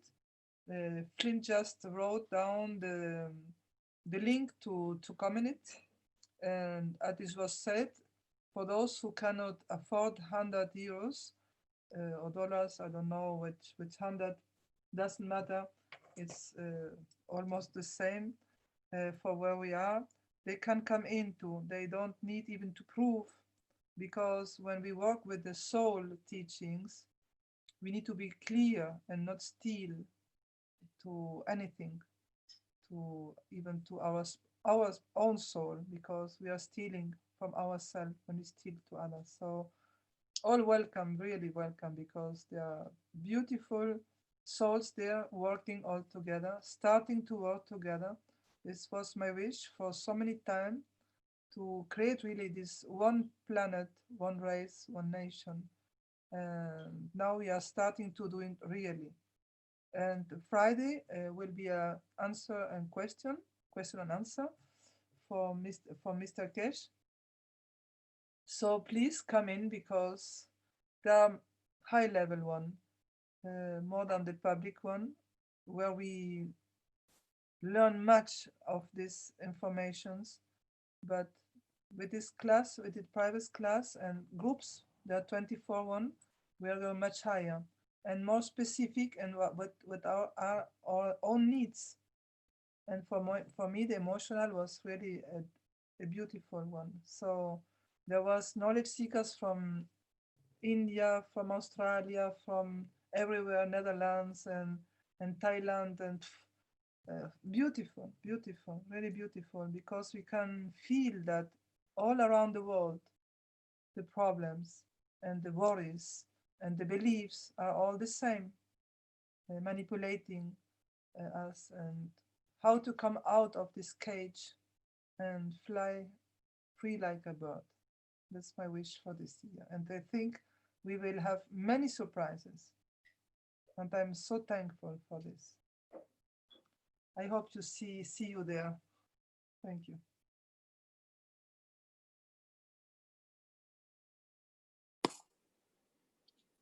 Okay.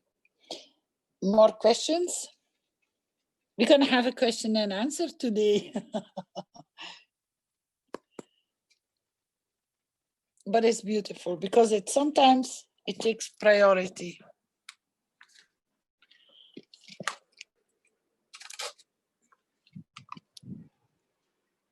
Oh my God, it is cold.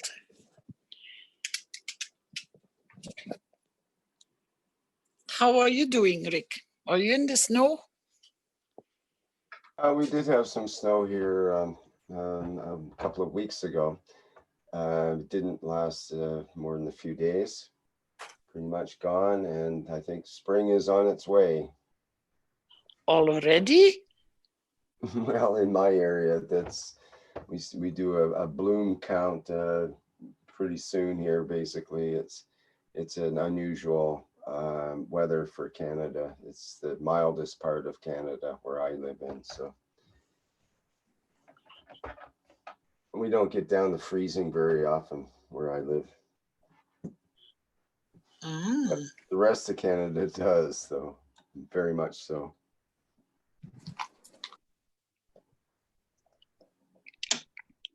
So it's still cold in certain parts. Where it should snow, it snows. They had some of the biggest snows they've ever had in Newfoundland, for example, recently. Shut down the area for a week or so.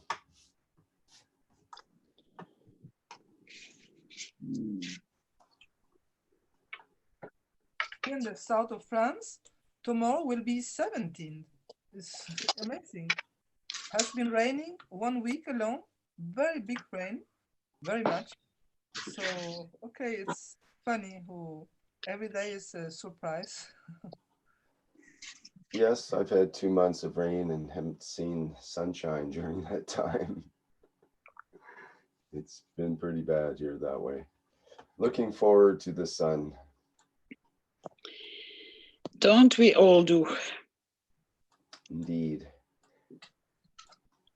So should we move to the next part of, was there another part you'd like to move to, Carolina? No, I was just making sure everybody gets or receives the answers they're seeking for.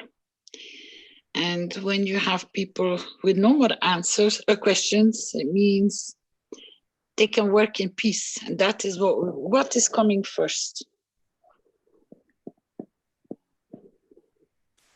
I wanted to share two beautiful or interesting things just shortly.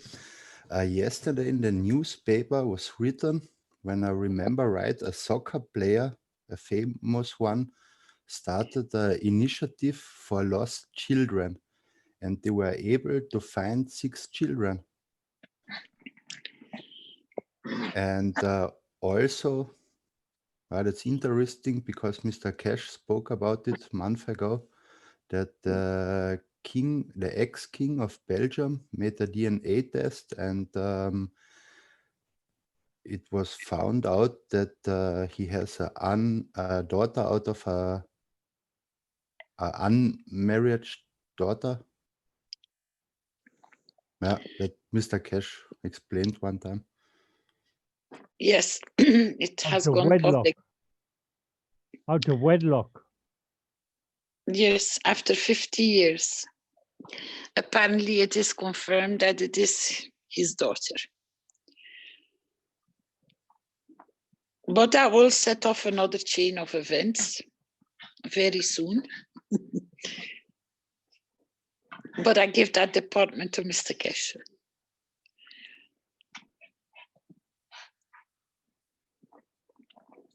Thank you for sharing, Andreas. And yes, a lot of knowledge seekers still keep an eye on the trafficking of children and people.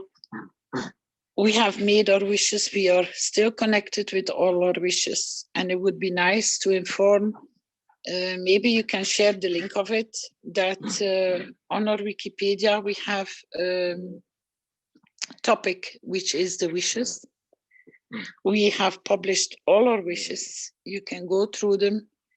They're growing day by day, and people can post their wishes there. We go on a regular basis on this platform to compose wishes, which we then see becoming reality because we create them. The whole understanding as a knowledge seeker is when you walk in as a new member, that you are the creator yourself. And you can find all the information through all the teachings of Mr. Keshe. After the death of Fabio on the 6th of July, but I don't remember exactly the year, if somebody can help me, Mr. Keshe really started releasing all the soul teachings. The complete teaching platform changed from that day. And there you can get to know yourself, who you are and what you are. And that's the part which is called the soul teachings. We have a lot of special teachings. We have blueprints, we have all sorts of topics. It's for you to find your way, what you are appalled or attracted to learn or to know. They're all in public domain. The part I was referring to become a private student is to more in specific topics. And from the beginning, they're not in public domain because they are sometimes very sensitive to go public, and the public is not completely ready. They will sooner or later will be released, but at this given moment, not yet. We have a big event coming this year, and as Mr. Keshe has promised, every month more and more specific knowledge will be released and introduced. As we have seen the start with the universal system, it will just carry on. It won't stop. We have to be ready for the time we will meet in Tehran, where we finally will see a lot more, but the most important event will happen in 2021 in January. So we're all working towards one target, and that is one nation, one planet.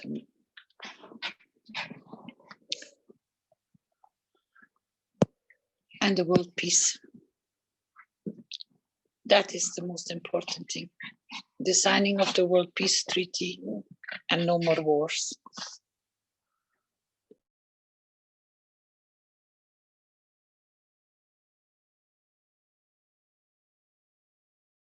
Carolina, I hear an animal in the background that seems to want to be heard. And it's our Topoli. He doesn't go quiet this time. He keeps on making. That's because there's questions about animals in our chat here. And it's mentioned how all animals are interconnected and how our souls connect with all souls. So therefore we're connected with the animal realm, and in a way we are animals too. So a question I have, or some people have, is that as Estella put in the chat here, we are all in sorrow because we are one soul connected. So I'm trying to, and she also mentions how we need to increase the balance for the animals and plants and so on. So the idea I'd like to put forward is that there's many people, I believe, that are at this point in time really feeling that sorrow of feeling the suffering of mankind, or of the animal kingdom, or the trees and plants and so on and so forth, different aspects of suffering on this planet. And they feel this heaviness of this sorrow.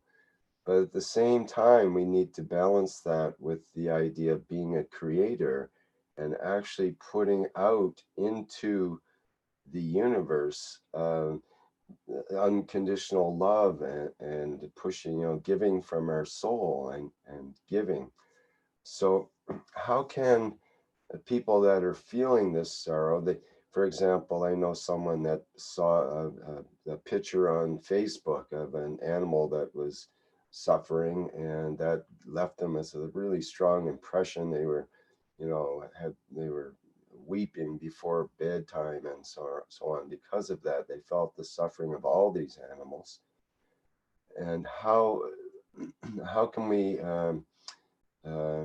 resolve that between those who have those feelings because they're sensitive people of sorrow, and how to convert that, I guess, is what I'm trying to ask, into giving from the soul, so that it becomes a more positive outcome for all concerned, let's say. Can you talk about that a bit? It's the same procedure as we have learned through our wishes. At any given moment, where you focus your attention to, you put it in a position that it's already without suffering. You see it happy, you see it well fed, you see it well cared for. That is the secret of wish.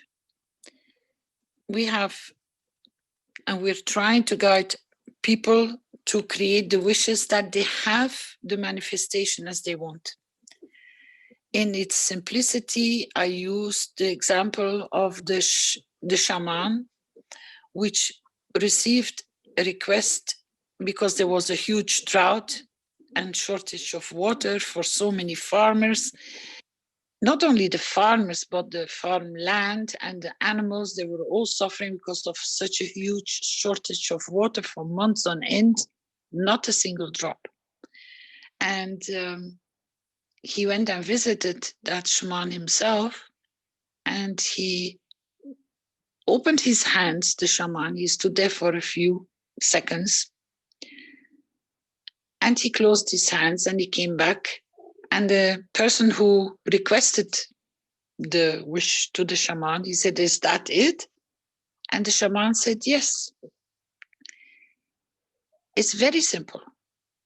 He says, you just see the rain, you taste the rain, you feel the rain, and my feet are walking in mud because there is so much water. The essence of the understanding of that, and they had rain 1 or 2 hours later, but there was a huge amount of water. And so the guy called back to the shaman. He says, "So much water." He says, "It's too much." And the shaman said in a laughing way, as an answer to the guy, he said, "That's one thing we haven't managed to figure out, the amount of what we request in our wish. Because they got the rain, but they had a lot of it." So your wish, the essence of understanding of a wish is you position it that it is already done. That's the only way you can achieve what you want. Adding negativity to it, it doesn't work, because then you keep that in place. As a creator, you got to understand you create and what do you want. And that should be exactly in your word and your wish, and for what purpose it should serve. Because the universe is always there to give. And it's from that principle that we are learning how we can give from ourselves to the point to what we want to create. So if we do it conscious and with knowledge, we can create anything. We are unlimited in creating. But for what purpose will it serve, what you're about to create? Because then the universe and the field strength comes with you in your creation and establishing what you want. Does anybody have any more questions about wishes?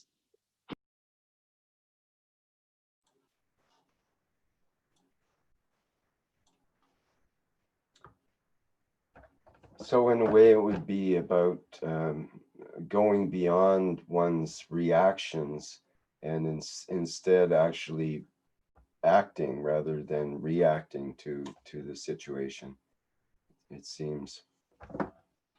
How do you process the emotional reactions to that suffering or to that vision that we might see in the world? The only way is it's the same principle as we use. It's the same principle as we use when people.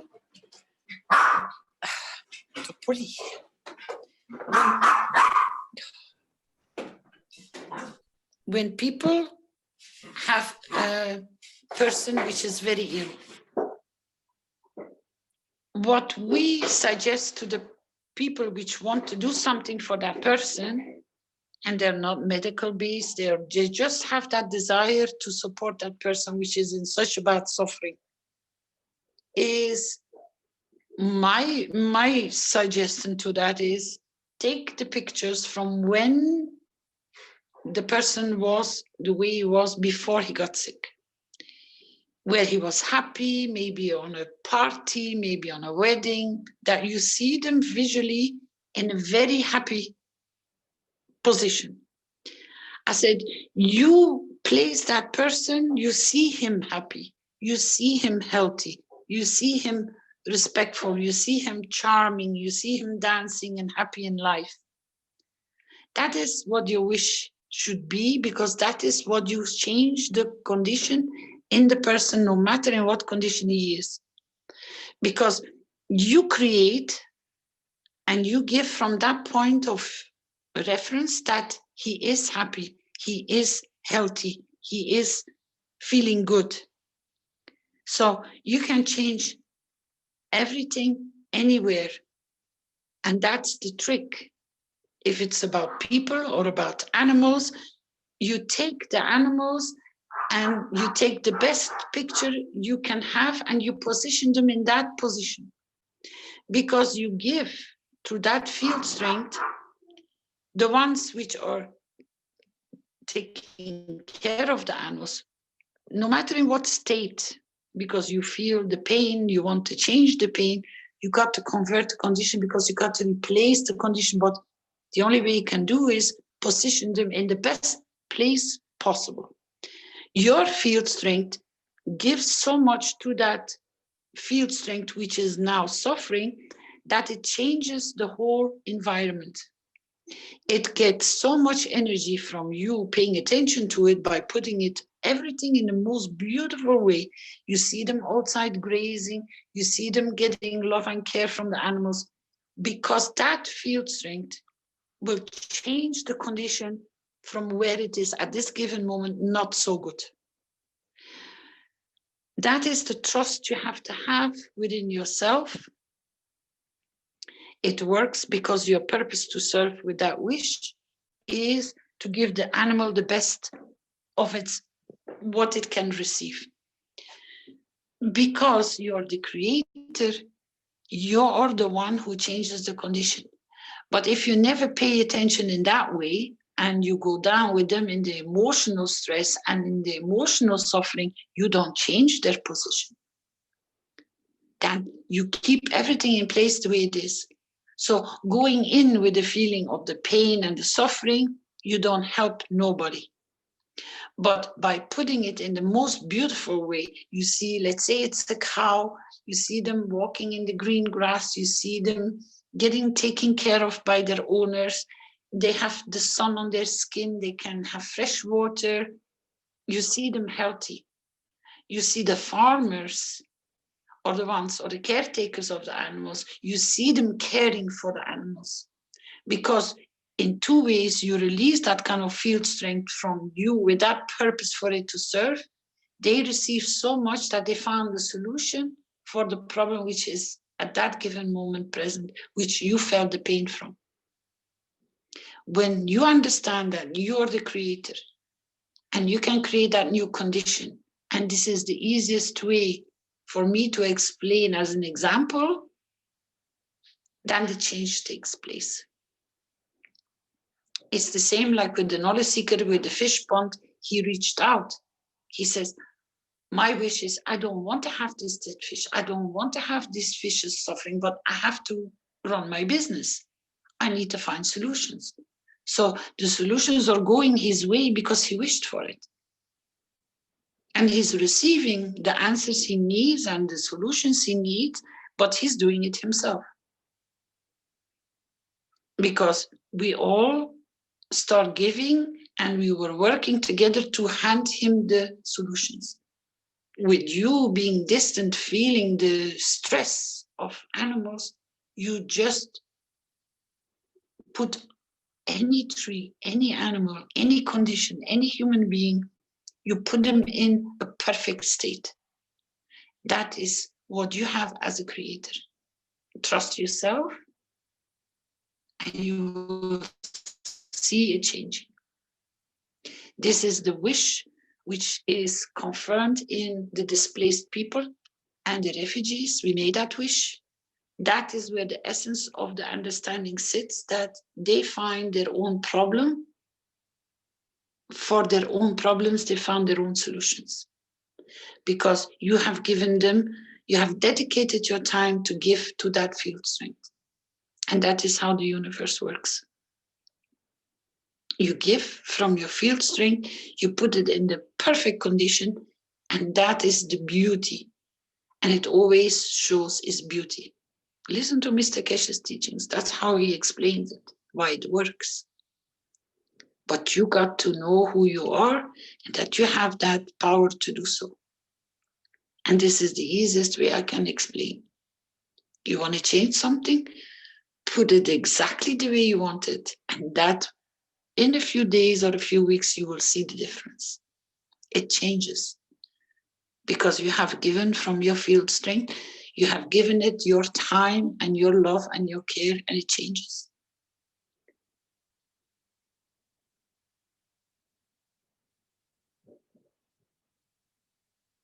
I hope that helps you with being a creator.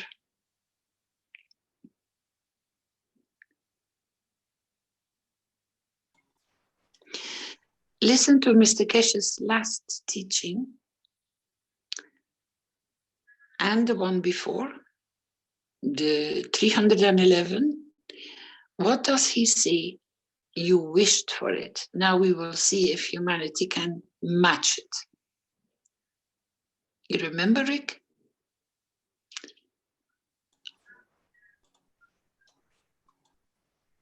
Yes, I believe so. And thank you for that. As by the way, that's exactly what we needed to hear. The last 15 minutes was just perfect as far as putting in the light that sorrow that is felt by many people, and how that's a perfect way to transform it. And you just laid the steps out there. It's great. Thank you.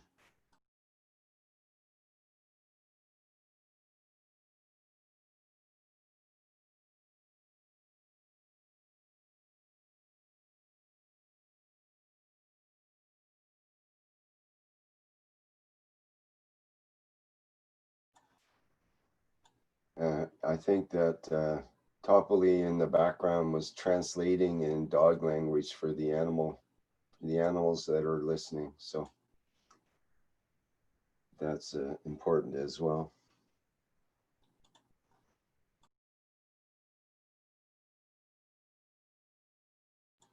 I think your microphone's off there, Carolina. So if you're talking, we can't hear you. Yes, because I have a very busy boy barking his head off. I don't want so. you to go deaf. I didn't hear it, but somehow in my inner ear I did. And it's funny because I specifically asked that question for somebody who has a dog, a little Chihuahua that can bark almost the same way. Oh, he's very busy today. He still is coming to me. You want to say something to Rick? You can't, hopefully, but you're gonna hurt his ears. He's amazing boy. Yes, little boy.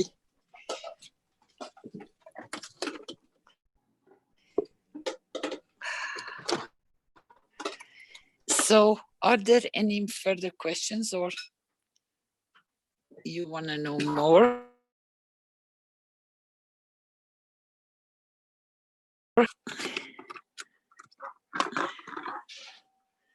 I put him outside, so he still is barking, but it's dented.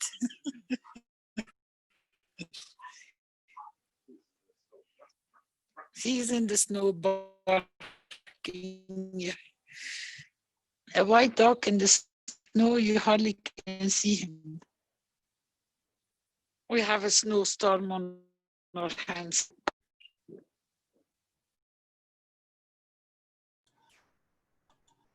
Yeah, your signal's fading in and out a little bit there, but we can understand you.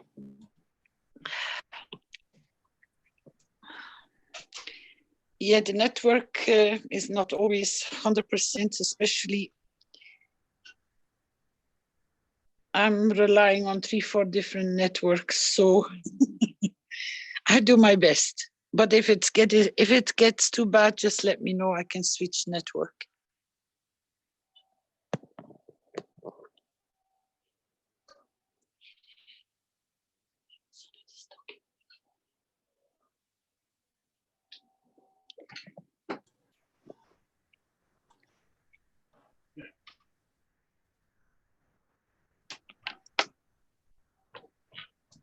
Nobody?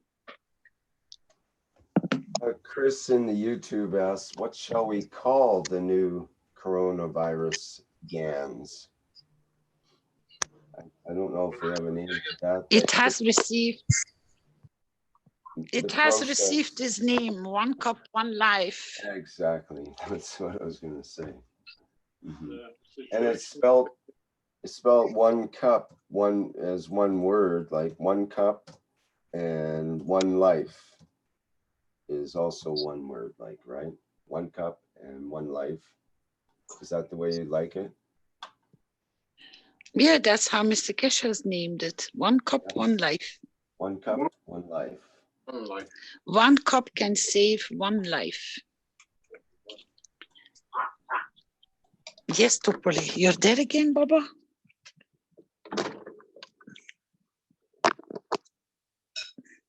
Mr. Keshe is around me, so. We do have the age-old question for Mr. Keshe. Does the Keshe Foundation have a standalone power system yet? That's for Thursday morning. If you have a standalone energy power system, yeah. Power system yet.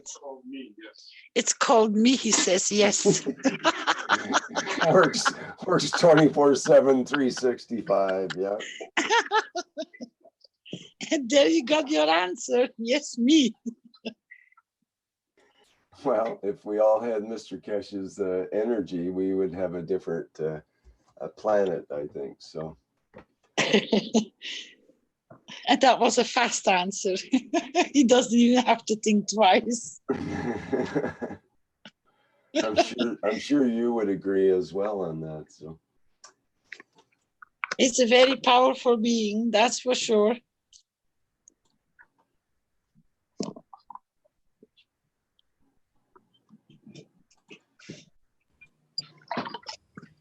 Hello, Carolina. Yes, hello, who are you? This is Ted in West Virginia. Hi, Ted. Hi there. I'm happy that you and Mr. Keshe are getting to spend some time together. That's very beautiful. If they let us. If they let us. Much love. My thoughts today are on the animals and their emotional state causing the stress to allow viruses to gain power in their own way, and it leads me back to thinking of humans and our stress and the trauma that happens to us as children, and how hard it is for folks, including myself, to let go of these things. And I've noticed while trying to help other people and myself that it really is a collection of stress and trauma from younger or older that seems to really inhibit us from taking the power and learning to use what we have in our gifts. And it goes back to me on how important the wish was for children to be free and to be loved and to be taken care of and allowed to grow and blossom without these traumas and stresses. And it's definitely becoming way more in the light. And I think that I hope that one day, I wish one day it will finalize itself in a way, but I'm wondering how can people, how can they release these emotions? Like, I know people that can't look at themselves in the mirror. Like they can't look at themselves in the mirror. And like, I'm like, well, it's a great place to start because it really helped me. But I'm reaching for another technique to help these folks that are really hurting inside to release and to let go a little bit to get that first step. It's just very sad to me because now with the teaching about the animals and the viruses, I understand completely in a different way about what exactly the Sterling, Allen, and Gate, has been doing to our humanity. And it really is everywhere. And the more my eyes are open, the more I realize it's everywhere. My friends, everyone, families, rich people, poor people, it's everywhere. And it's like a disease. It's like a virus, but we don't have a marker for it like Corona, Wuhan 67 or whatnot. And I just wonder collectively how we can push the issue a little faster maybe, or expedite it, or what it would take for humanity to really release this practice from our culture. Or if it's just something that is almost destined to happen here in the 3D because of what we're subjected to. And it's up to us to just elevate away from this and to choose what we want and to allow, if people really want this on Earth, for it to keep going. Because I just can't understand how rampant it is. It means that it's not 1 in 100. It's more than 1 in 10. And I don't feel powerless over it. I'm just kind of searching for options and understanding of where do we go from here with such craziness. I go to myself and look inside myself, and it just tells me, like, love everyone as best you can and love yourself as much as you can. And this challenge will one day you'll elevate through it. And that's like the message I get. And maybe it's not for me to try to wish this away from the Earth, but I do feel like our Earth could be such a beautiful place if we collectively chose certain things to be gone. And that's one of them that has always hit me from day one with you all, as to why I really feel connected with your all's mission, because it's often been in my mind the one golden thread that holds all this pain and suffering together is what we're doing to our children. And if you don't mind elaborating on that, I'd appreciate it. And if not, I understand. Thank you.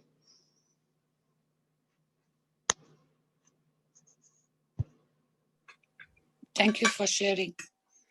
The most beautiful part, as I have referred to already before, is what can you do? You are so powerful, but you have the impression that you can't. You have the impression you're not capable.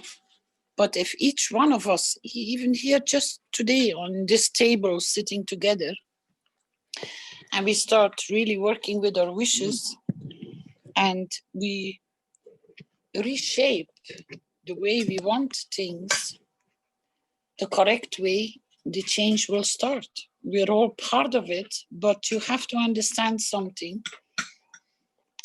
A lot of people don't put this into practice or don't have the trust in it. That is, let's say, if we all start today and you understood the expression of Mr. Keshe, the more you give, the more you receive. Isn't it then in the best interest that we all start as soon as possible to put something somewhere in a more beautiful way, and that kickstarts that creating of that new and that change, and take responsibility that, but more of and above all, the acknowledgement that you can do it, that you don't stay impartial, you don't stay an outsider, but you start taking active part in this process by trusting that you can, because that's what all the teaching is about. Soon you will hear the response about what this one cup, one life has established. But you're all, it's just Mr. Keshe is releasing it, but just have a look at the impact of how many people have shared it up till now. How many people have straightway start producing the GANS? How many people have started sharing the GANSs, has started teaching others? That is the trust you have in your own knowledge. Nobody else has been teaching you except yourself, being present in the teachings and taking your patience and your willingness to learn something new that is not found anywhere else. This is new. As Rick said before, humanity has never seen this process before. It's new, but it's working. So I would not put my head down, but I would put my head up. And wherever you hear or you feel or you sense a problem, you know how you can change it straight away within a few seconds. So you don't need to carry on with the emotional pain you feel by a distressed something. Again, it comes back down to you. How do you position yourself towards that stress point? Are you going to go down with it? Or are you going to wish the opposite of it and establish a new field strength? You don't need to wait for the results. You don't even, maybe might never find out about the results. But at that given moment, you have changed your position. You created a field strength that can serve so many others. But at the same time, don't forget, the more you give, the more you receive to elevate, to receive more.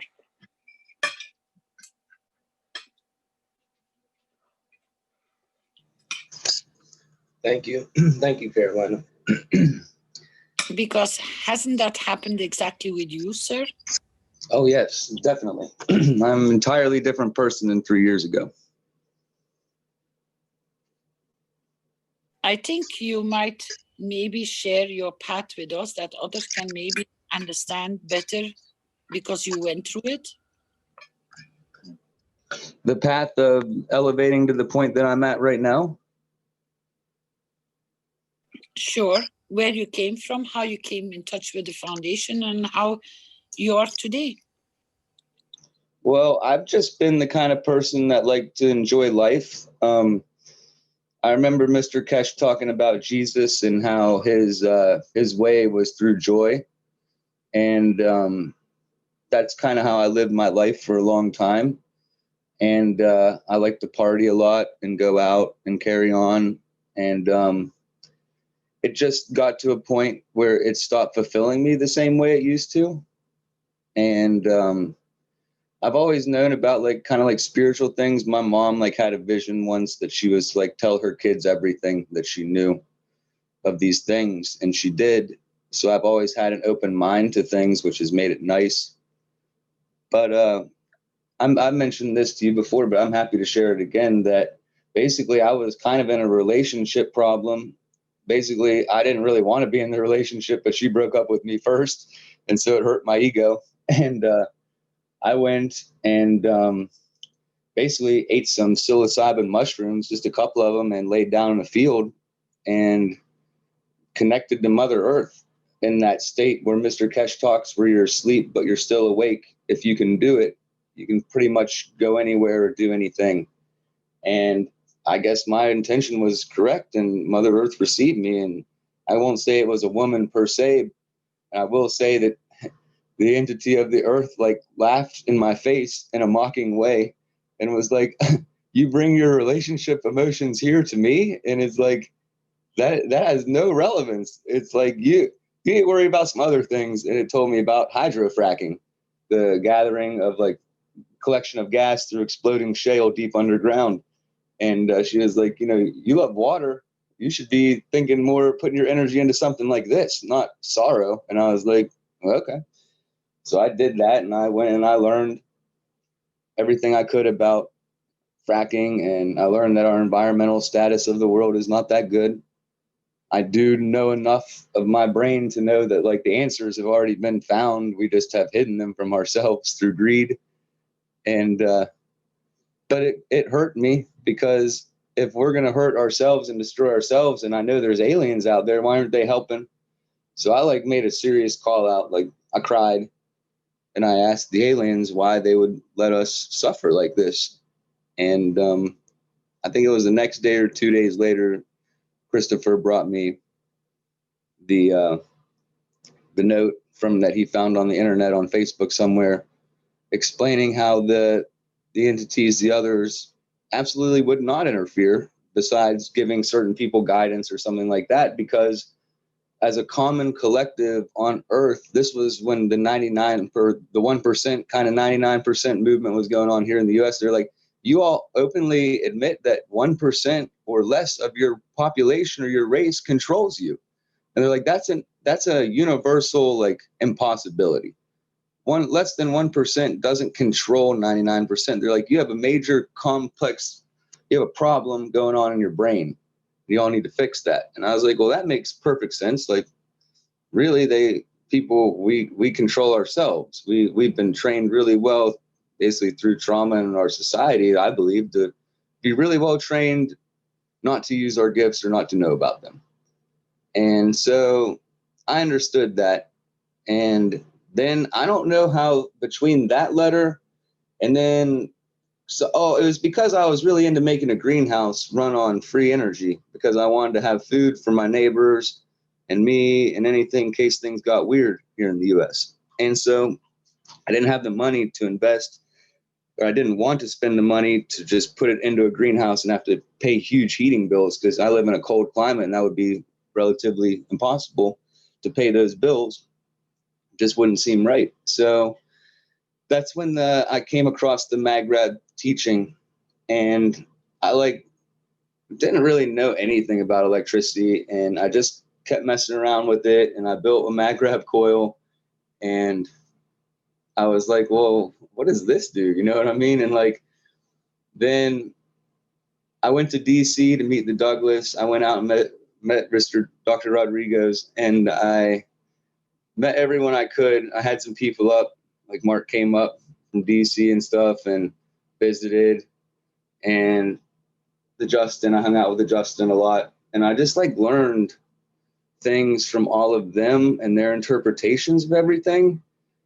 And regardless of what people in their hearts feel or believe, I'm pretty good at making my own belief system. And that's basically how I've gotten to where I am now. And I've had to forgive myself and let go of some things. Not that I was an evil person. It's just I wasn't loving myself. And I'm still working on that, because to me, that is the key to the teaching and the soul teaching and everything, is basically what you just told me, realizing that we are powerful and believing it, and then going from there. And when it comes to the science behind it all, I was kind of glad when Mr. Keshe stopped teaching the science so much and moved to the emotional soul side, because I already kind of understood then that the technology isn't going to work real well if you don't have that emotional connection. And people might think that's crazy. And I hear people mock Mr. Keshe all the time. Oh, you got to pray to your reactor to get the electricity, blah, blah, blah. And they're still using that line after 3 years. And I'm like, well, I mean, last time I checked, and UFO or from people's experiences, there's not a lot of controls on flying saucers, or there's not a lot of all these gizmos and dials and stuff in future technology. It works with the mind. And I appreciate you all trying to teach humanity that step and change. And I appreciate, even though you all have had a lot of resistance to that you just keep going. And that's where I am today. And that's pretty much how I got there. And if you want to know any more in detail, I'm happy to share with you and everyone. Thank you for sharing. And I believe a lot of knowledge seekers have this kind of different paths, how they got into the Keshe Foundation family. It's a process of why are you there? What attracted you? What said yes in your heart that you carried on with it and you didn't dismiss it? Because a lot of people come from a different point of interest. Some come in for help because they have personal problems they can't solve with their health or emotion or environmental or animal related or energy related, or they are just simply interested in the totality of all of it and nibble a little bit of this and nibble a little bit of that. Then you have the people which are interested in the soul teachings that attracts them more because they mature faster. If something changes and you always know from within that it's good or it's correct. But how much do you support yourself to grow in it? That is where the change comes. Well, that's the revelation that I had to come to, because I was so stuck on free energy and like saving the earth, because that is kind of the pivotal point in my life. Like, well, she asked for my help. And so I did it. Like, I dedicated a lot of money and a lot of time to learn everything I could about electricity and how it worked and how to generate it. And like, that gift was kind of given, but it wasn't needed. It wasn't the gift. The path is so interesting because it did start with the Maghreb teaching in order to get electricity. And then once I figured out how to make electricity by watching the video of the Douglas, and then, you know, learning in reality, like, it's the heartbeat. It's the Y transformation of the Y transformer with the heartbeat that allows the transformer to generate what you want when you need it. And whether people believe it works or not, it's true, it works. And anybody that wants to try to duplicate it could, if they put their heart and their soul into it.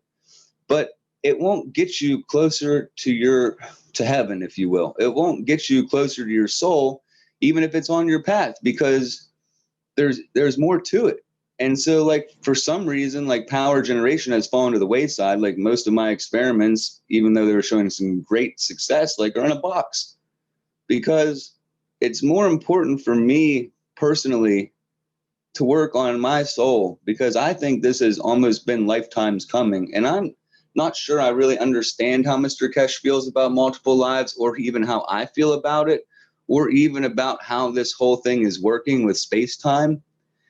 And yeah, I've had a question for Mr. Keshe a long time, not a long time, but I've been able to formulate it in my brain that it's like, when we're conceived, at the moment of conception, I feel that there's like a space-time like reference point there. I've heard it kind of described that way by others. And that that causes us to be locked into our parents or the earth and the solar system, because we've got some kind of a reference point at conception at this point.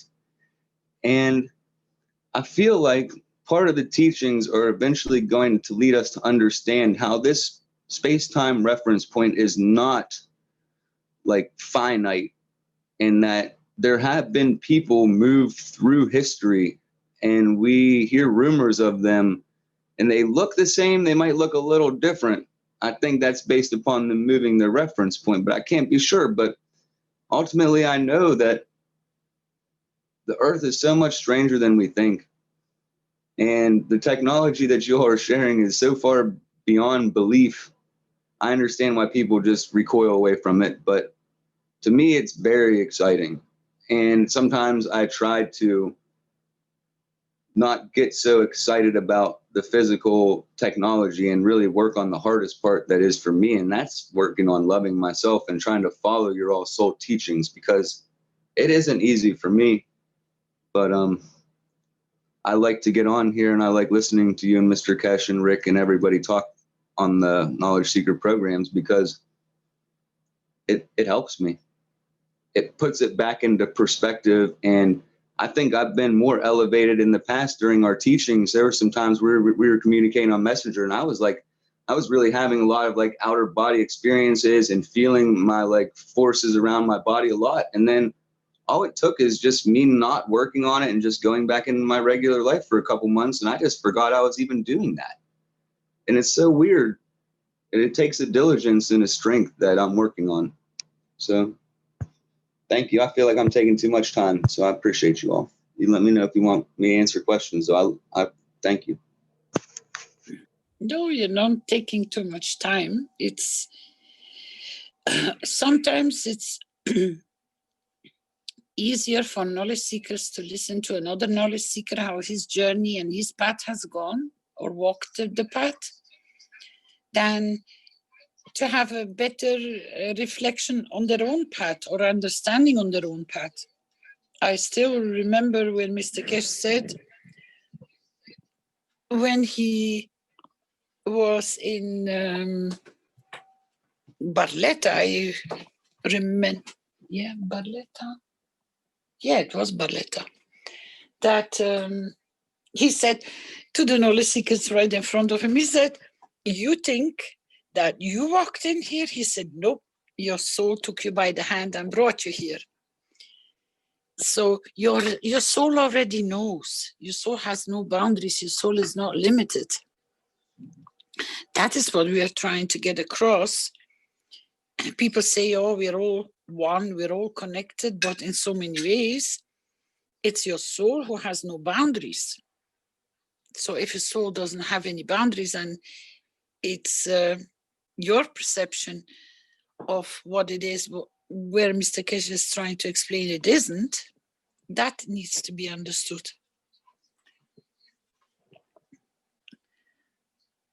So the journeys for each one of us is to acknowledge, how did we walk into the Keshe Foundation family?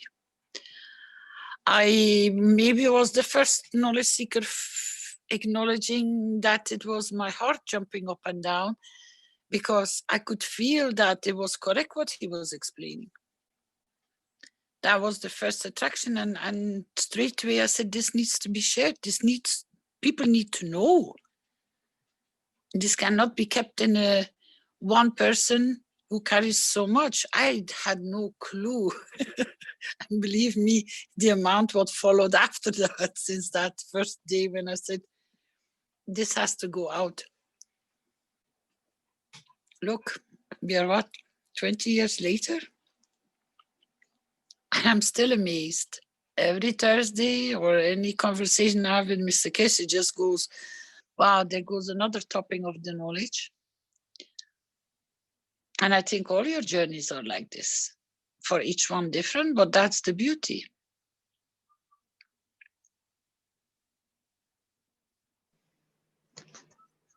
I feel very grateful that I ran across your all's teachings.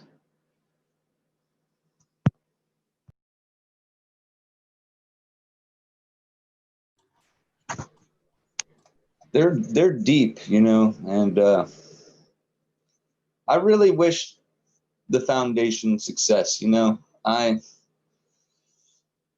To me, there's something deep about anybody that wants to help somebody stand up strong and put their head up, like you say. Like, we're all, and where I live anyway, we're all suffering from extremely low self-esteem. And even those people that we call narcissists that act like they have all the self-esteem in the world, they do not. When you sit them down and start talking to them, you realize very quickly that their strength is not as strong as their outer persona and their money and their social status. And I believe it's our destiny and our right to feel empowered. And I believe that the others have a big effect on this. And I think it's like kind of time that we grew up. And that's what I'm working to do. And I really believe also that where Mr. Keshe is at with being able to get as far as he's gone, and with others on Earth that have gone pretty far too, if people really do decide to come together and focus on wishes and intentions collectively, we could have the earth however we wanted it, I believe, any which way we wanted it. And it wouldn't be going against anybody's free will or anything. Like, our reference point is here on earth, and I think the earth is willing to work with us. If we wanted to remove the negative emotions that are binding us all down into like a lower area, we can. Like, I look at these things of blobs of energy that are just like smothering us, and they're there because we allow them. And why I brought up the child thing is because, well, what kind of person hurts animals? Well, it's the kind of person that was hurt as a kid. And that's a cycle. And that's a cycle that needs to end. And I'm willing and able to help however I can to complete what we're doing here, to complete the cycle and to move on to a different learning. And I feel you all feel the same way, even if we go about it slightly different.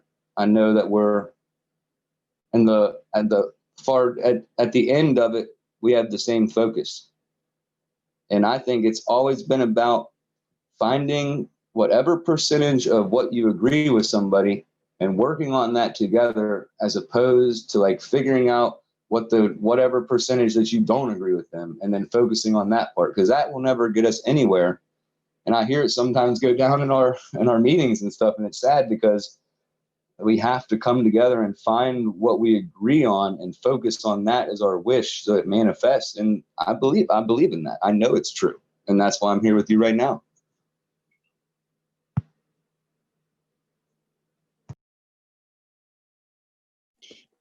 In so many ways, you carry the spirit of the right strength, as we say.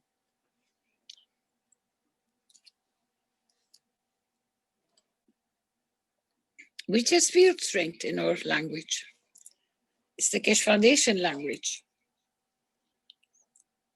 And the more you become aware of how and what you're changing, the stronger you become, and the more, how can we say, you can talk to people from a different point of strength. And when you teach, you do the same. So you're no longer just transferring what they need to learn, but because you start explaining and teaching and helping and supporting from your point of reference, that it's your trust. You know that what you're going to pass on is good, and it will have an impact on their life for their benefit. That's where your strength sits, in transferring it. And there you can see how knowledge seekers become stronger, because the more they do so, the more stronger they become themselves as well. And you take, each time that field strength increases, you take a new step to learn more. You already given me quite a few different steps, what you have, because you have walked, because you started with one, and then you said I had to learn this, and then I had to learn that. But nobody else has put you through school to learn all this. You did this all by yourself. And that is what Mr. Keshe is trying to get people to understand. You are knowledgeable. You can learn everything. It's not because they posted it in difficult titles and difficult books and complicated formulas. He says it doesn't exist in the universe. It's a different language, and I'm trying to teach you what that language is, so you already started here. It's the language of the soul, the language of the giving, which the universe does, love and care and balance, feeling good in who you are, what you are. So we're all working towards that goal, because the more peaceful I am, the more peace I can give you. The more I have learned, the more I can share with you. So it's no longer a competition. It's purely on a base of, I have developed this and I'm proud what I know. And I'm so proud that I can share it. And I'm so happy I can share it with you. And that's what has turned this knowledge into a beautiful thing. The joy to be able to share something that you have taught yourself. Because either way, nobody has been able to just give you that package of the Keshe Foundation and you already know everything. No. Whatever you know to this day, to this minute, you have learned it all by yourself. Okay, others have supported you, but to where you are today, that is where you can say, I did it. And as Mr. Keshe has already given you the names, you are more knowledgeable than most professors worldwide. And if you can understand that and you can accept, then you will become more knowledgeable because you're going to go and reach for more knowledge to learn. And nobody can stop you. You didn't have to go to school to get a degree. You didn't have to have nobody to say, congratulations, you passed your test. Nobody is there even to test you. You are your own tester. That is exactly what Mr. Keshe wants to do with all of you. He wants to make you independent souls that, as he says, and he refers to, if you're the last man standing, you're going to have to do it.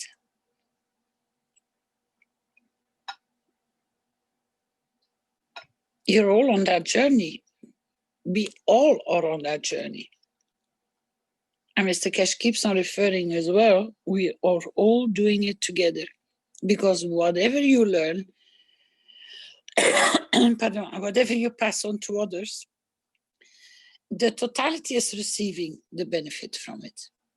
So you're, in fact, you're never working for your own to elevate, to get something done or to get the knowledge of it. At the same time, you're elevating everybody else. But you got to trust it that you do.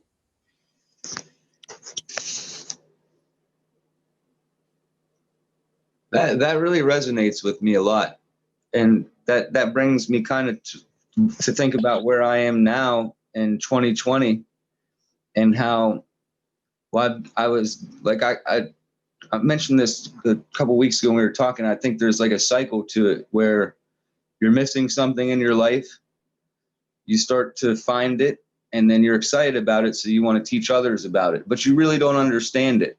And then you realize, well, I'm teaching others something that I really don't understand. And then you get it, like somehow like there's a mega, like you get to meet the creator, and then your teachings elevate so far, so much higher from that point. And I think, I believe that that's kind of what Mr. Keshe has been trying to teach us, is that you work on yourself, and if you make connection with creator and you get more knowledge to share with others, and then your teachings can become more correct. And then that's what I feel for this year for me. And I just knew around Christmas to like stop eating meat right now and stop drinking dairy for a time, not like forever or whatever. It's just time to stop that. And there's some other practice in my life I just had to stop. And I don't know why, but then I heard Mr. Keshe say the other day, like just briefly, for like 1 second, and you all eating the meats or whatever. And I was like, he's never really talked bad about eating meat. Like his whole teaching is, you know, guru style, the opposite, like eat meat, you hurt less, you know, plants. But I heard it, and like, I feel it too. Like, I don't know that it's required. I'm not saying that it's required, any of it. I know there's people that have whatever lives they have and have complete connection for whatever reason. And I haven't learned how to turn it on and off yet, but I know that it's coming, and I know it's coming to any, like, truthfully, any knowledge seeker that would be willing to wish for that or to want it. Like that's there for us. And I don't know if, you know, my opinion is offensive, but that's what I feel like Mr. Keshe has done. I feel like from his brother, watching his brother and knowing there was something there. And then I don't know if, I wish he would tell the story sometime, because he makes it sound like his brother passed away. And then, you know, I think that he used his love an emotion and found a way to channel it, and he just decided to channel it into his reactor, and he met Creator, and now he's come back to show us all this stuff. And it's beautiful to me. It reminds me a lot about Walter Russell when he went into his coma and he came out of it, and his wife was like, "You're crazy." And he's like, it's like in, I think, like around the turn of the century, and they brought in scientists then, and they're like, "This dude is not crazy at all. Like, he knows more about the cosmos than we do. He knows more about elements than we do." They wouldn't, back then, their scientists were eager to learn more. And you could tell by the story. He come out of a coma and he made a book explaining like physics differently as, you know, vibrational wave physics, what we're getting to understand field physics now. He had a really good grasp of that from his coma, and he came out to teach it to people, and it was kind of received then. And then it was kind of hidden up. He wrote some books and then never really talked about it. And then it's like, I feel that with Mr. Keshe. And like I said, that's just my opinion. I don't mean to offend anyone. If you all view it differently, that's fine. But it's like, I see that and feel that as a gift that I think more than one, a lot of us are meant to do this. And there's been so many people do things like this and try to share it. And then we look at it like, oh, they weren't well received, or that their life is horrible now, or that like, and Mr. Keshe and you are a prime example of having to deal with stress ever since releasing these teachings. But like the generations that come after us stand on our shoulders. And anytime we give our pleasure or whatnot, and it becomes a pleasure to give like that, I mean, that's something that I think is really admirable and something that I can look up to. You know what I mean? And I can say that there's a role model. You know, there's somebody that is willing to put it all on the line for something they believe in. And that's what we've called in history heroes. And if you want to go as far to call it prophets or whatnot, you can, because they're people that really put everything else behind to try to help others. People can say what they want, but I feel like that's your all's intention. And I really resonate with it. And I hope you all give yourselves enough love for it, because it's special. It really is.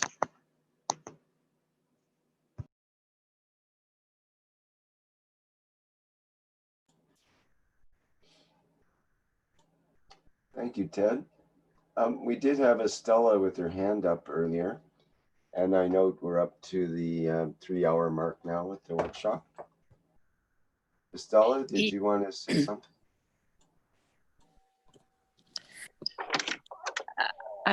Everything what this gentleman said is beautiful, and I'm with him. So he said it all. Thank you.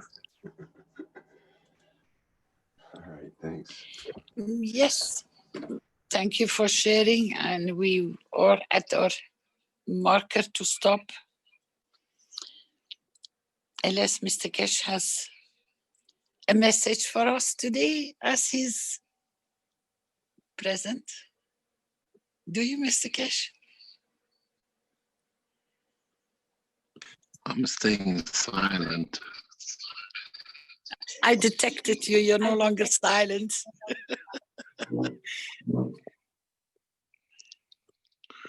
No, I'm just a listener.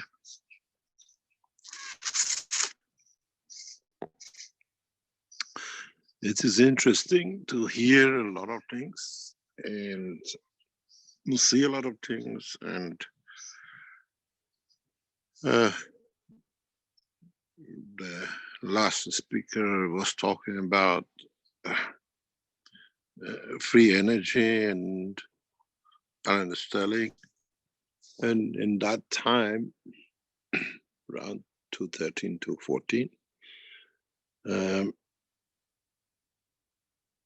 we were in struggles with all these commotions. And in so many ways, Alan Sterling brought a lot of people which were looking for free energy to Keshe Foundation for him to trap. And we've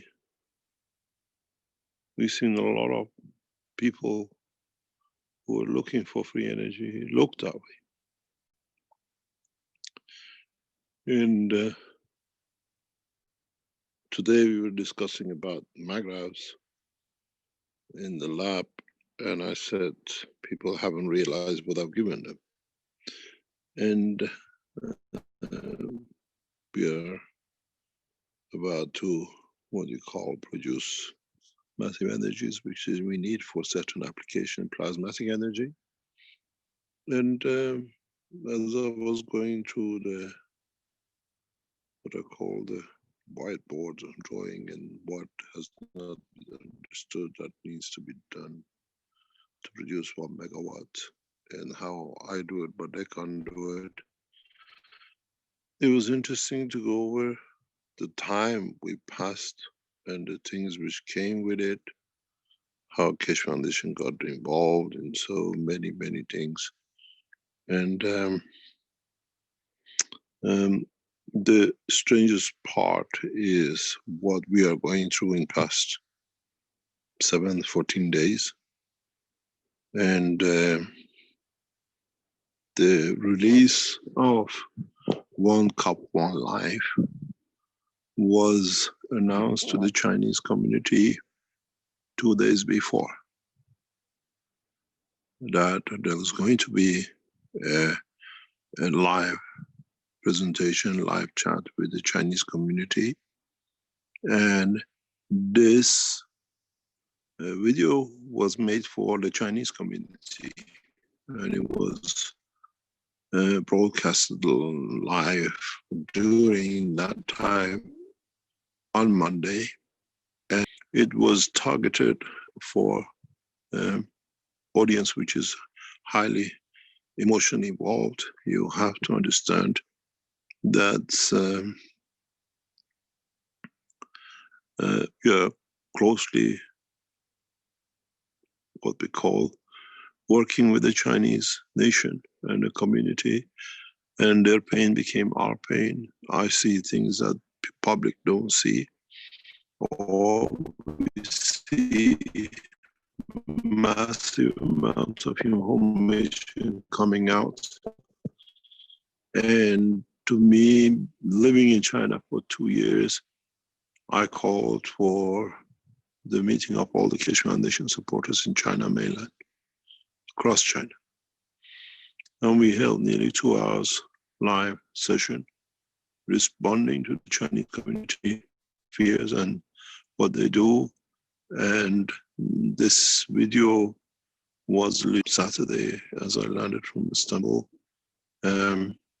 within a few hours, ready to go out on a Chinese New Year to the Chinese public. And on Sunday and Monday, we have kept very close touch with the Chinese government, and Chinese government has responded accordingly to our video and our call. We will not disclose anything till the final stages, but as we gave the knowledge freely, you will understand the knowledge has opened up right across China. Millions of people are watching it, and even the government officials as high as His Excellency President Xi has watched it. And they know how serious we are eradicating it. And in so many ways, we have become involved in this process by responding to the need of the nation, and in the way nation has responded back to us. And in so many ways, and I was the last man who could stand for the nation to overcome. And hopefully from Keshe Foundation community in China, we will stand and we will be counted for. And as he said in the video, is one cup, one life. To me, when you carry a cup, it's what you need yourself. So that cup meant a lot to the Chinese. You have to understand the Chinese mentality. That to them, that cup means literally living. and they were all at it. I was live online, one of the Chinese knowledge seekers, where the father for years has refused to acknowledge anything to do with Keshe Foundation, and in many ways has, what do you call it, dismissed it. And while we were on the conversation to organize regarding the One Cup, One Life, just he walks in and asks for a cup of water. He says, I need that water. I want to test it. I want to taste it because now I understand. And with him watching the video, opposition for years to everything the knowledge seeker has done is just melted. Is it because of the fear of life or understanding that there was a value in technology? And I said to Caroline yesterday, this amazing is like a deja vu. We've been through this where people opposed us and then walk into it. We are extensively involved in this process. It's literally every hour new development is taking place. And we look into the Chinese leadership to support the Keshe Foundation into supporting the Chinese nation. And even if it means I have to cancel my trip to Mexico conference to fly to China, it will be done. Because conference has a heads of other part of the foundation there. They can be there, but if need be, because it's call for a nation, then we have to follow. And we'll see what comes up. There are other matters regarding Mexico conference, which has risen alerts for us, which has nothing to do with the Chinese conference or Chinese situation. But in general, things have changed for the foundation in the past 3 months since I returned from China in August, September, and with a unit which we have launched, and we'll see changes. We are coming close to one planet, one nation, one race. You will hear about the new announcements about one of the major cornerstones of peace we'll announce on Thursday. And is what is on the card. A lot of things are happening very rapidly. And we try to contain it, we try to somehow be able to be everywhere to do it. But I heard many times today and in the past few days, when the foundation opens up to public, the foundation has opened up to public in a very huge way, in a massive way. It's not just on the TV because they don't want it to be there, because it brings a lot of problem for those who blocked it. And we've seen one by one is unfeathered, and I send a message to Rick.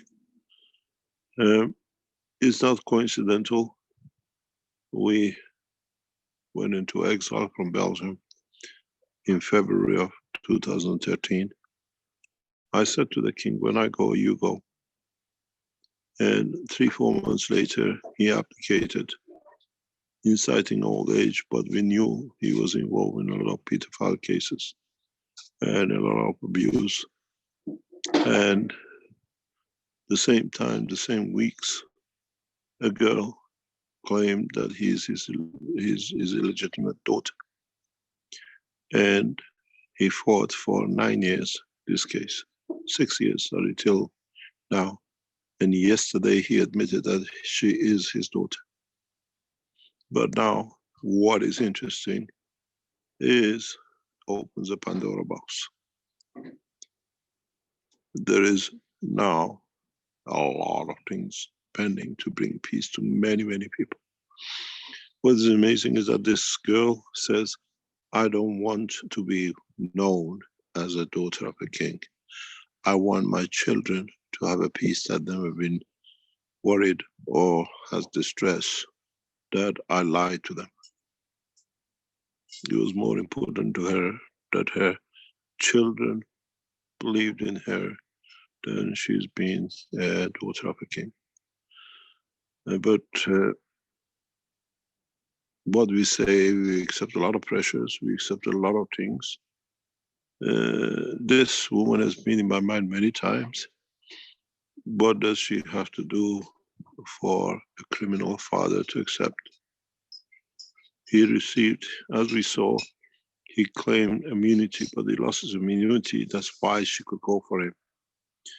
And this man has claimed immunity for 50 rapes of children under the age of 10 in French state. We open the case of this man as a highly criminal. And this will be another vessel for Keshe Foundation on the back of Alan Sterling.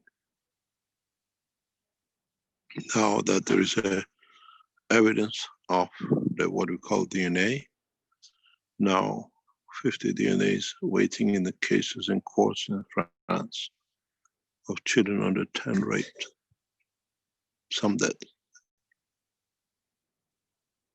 And as one nation, one planet, one race, you will hear what we'll put on the table on Thursday teaching. 50 parents for 50 years, 40 years are waiting for that daughter to come back.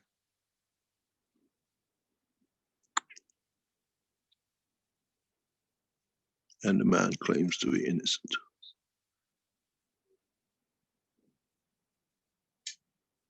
Now his DNA is on the table. That DNA has to be opened to the French court.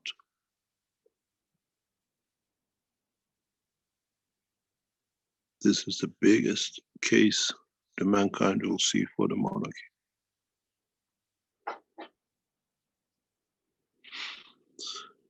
Everything is very strange, all coming together in this month of January of 2020. And we will see the rest of it. And I think Thursday announcements in so many ways will put another, what we call, another string in what we call Keshe Foundation's PowerPoint view of one planet, one nation, one race. And then you'll understand, we'll add one more one into this on Thursday. Then this is important to all of us, that people receive justice in the hand of these criminals worldwide, it doesn't matter what. And in so many ways, criminality doesn't come with a rape, criminality comes with making guns, criminality comes with selling guns, criminality comes with inciting wars. And this needs to be addressed, and we addressed it some 5 or 6 years ago. Now we are in a position to put it in operation. And on Thursday, we'll make a clear announcement about this. And in so many ways, it is for Keshe Foundation to look as it is, as one family, one planet. And this is what will come. And this is the ultimate goal. We don't have races, we don't have colors, we don't have religions. We work on the soul of the man. It's just one soul, one planet. And then we'll gradually go to where we want to. And this is the biggest dilemma for many, many religious and world leaders.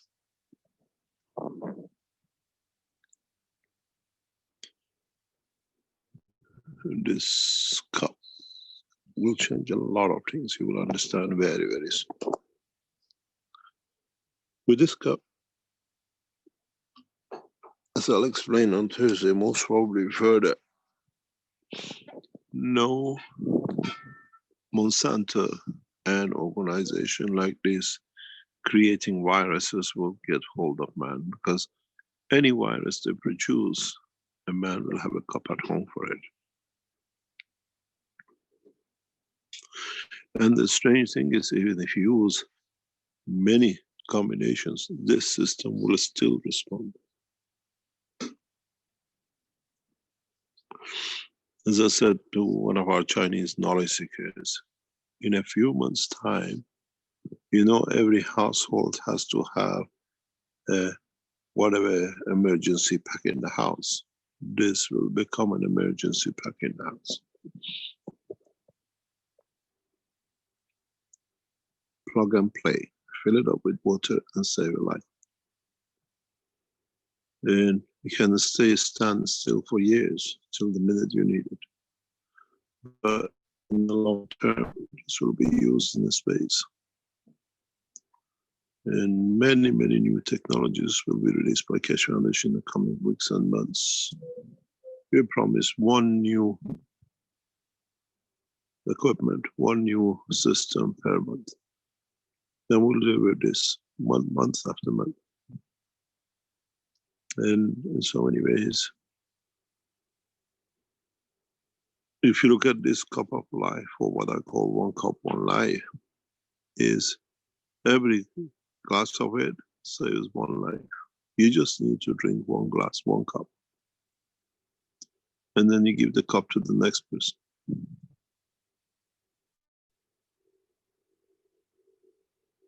And this has reached the Chinese leadership at the highest level and understood.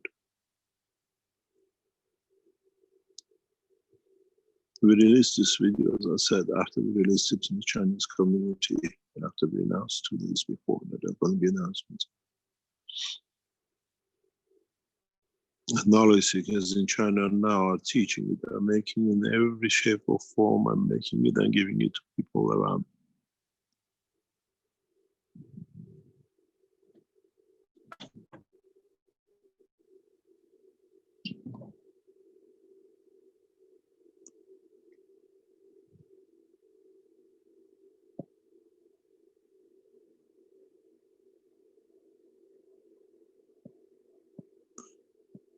Any questions?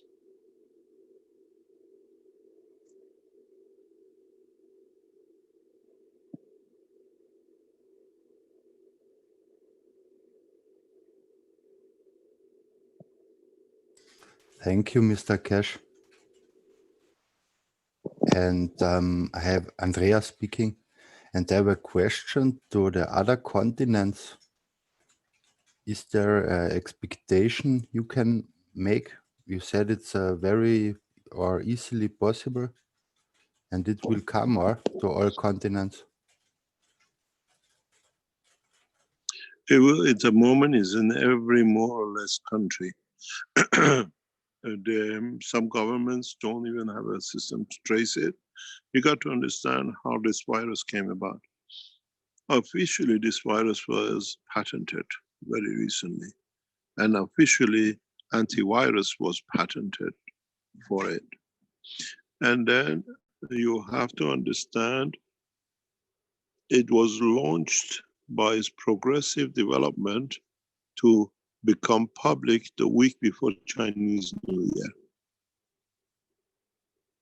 It's not coincidental. The people who developed it targeted it on the 31st of December. If they release it, it will come by its maturity of 12, 14 days to the second cycle. The first cycle will not be noticed. It will come exactly just before Chinese New Year to stabilize central government totally. And the way you see the splitting, the people who set it up are releasing these in specific locations. We've seen the same pattern with African flu or pigs. This is a new strategy developed by the American government. Mass killings through viruses. And we responded. You try any virus from now on, it will not touch.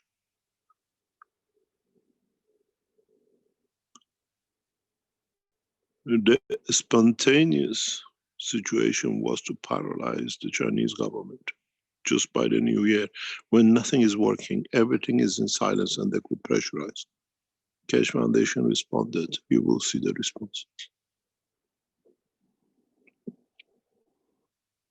It was well planned to be executed, but nobody counted that there is such a simple way to overcome it. We lost a few, but the only problem is the people who launched it never thought that, never considered that some 1 million people a day, sometimes 500,000, travel out of China. You have it in Europe, we have it in America, we have it in South America, already arrived in China, in Africa, already in Australia. But governments in so many ways don't announce everything.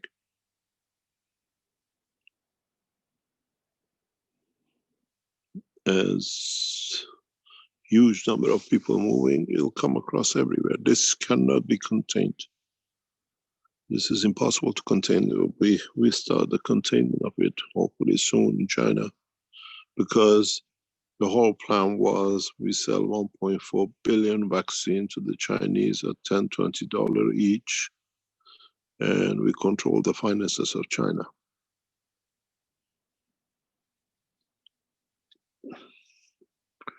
If you sell a vaccine at $10 to a government, it's 14 billion. And don't forget, France, UK, Italy, Germany, United States invaded Libya for $14 billion of gold.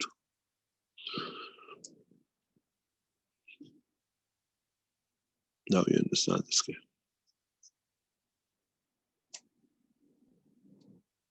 This was planned 3-4 years ago to be here. It's a designed virus, it's not a normal virus.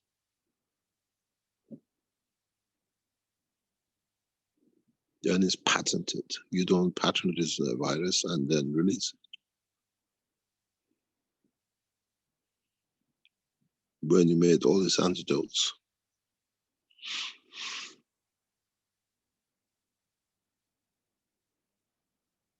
it creates a condition and we can handle it. The Keshe Foundation technology is well established to handle it, and we'll respond accordingly. But the funniest thing is the way they released this through animal into humans.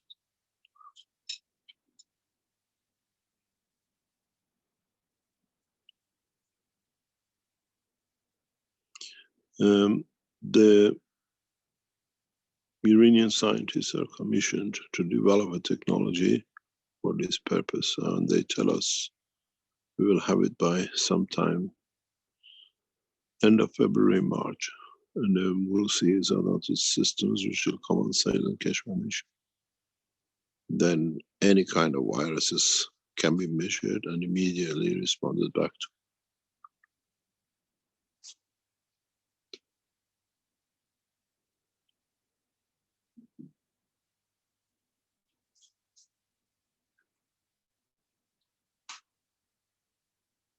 It's a tailor-made virus. It's the way they tried to get the. We were expecting this a year ago. I informed the Chinese government to watch for the second batch of viruses to come in.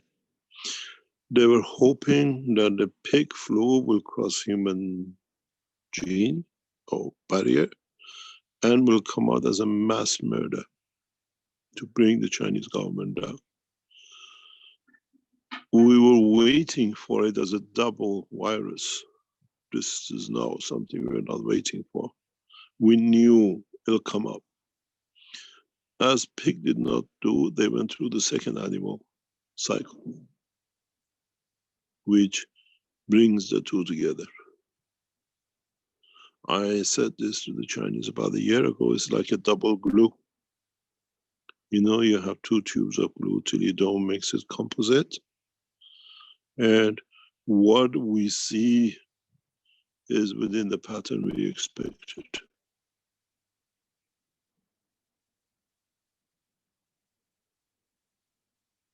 This too, the minute I heard about it, I told the Keshe Foundation Chinese team, this is what I told you we were expecting, now it's here. We were waiting for the second virus run in January of this year, and it's spot on.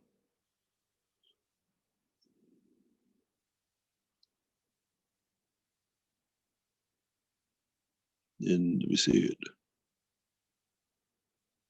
When it comes through animals, because they tried, it's a double, this one is a single strand, the other one was a double strand.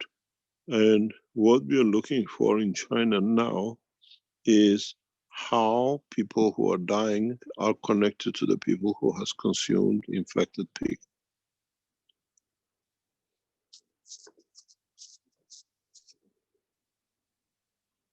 This atrocity was expected for the American, from the American and China. They're well expected. Within days, I said to the Chinese last year, they're gonna hit you in the new year.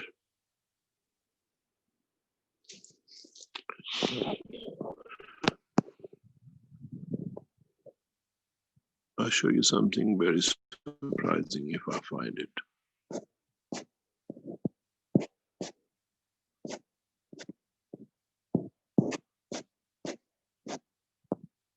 We even have a copy of the machine they're using to spread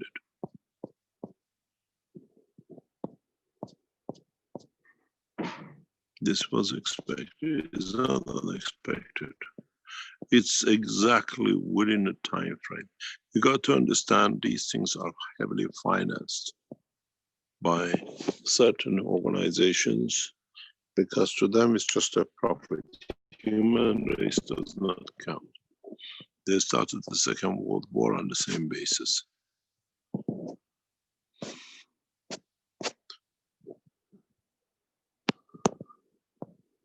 I have a copy of the machine.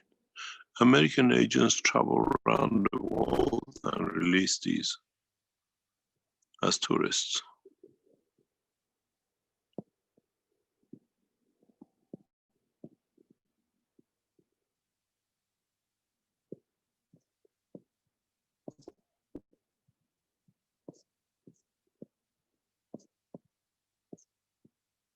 I have the copy of the machine.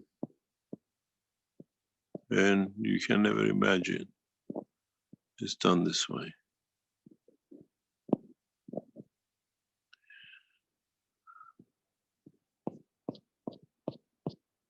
This is what I say, they call everybody terrorists, but they terrorize everybody. This is the amazing thing about the Americans. It's a very, very miniature, just holes between your fingers.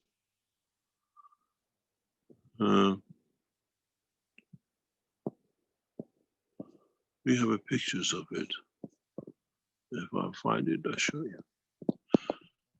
And it's amazing how immediately appears at the same time.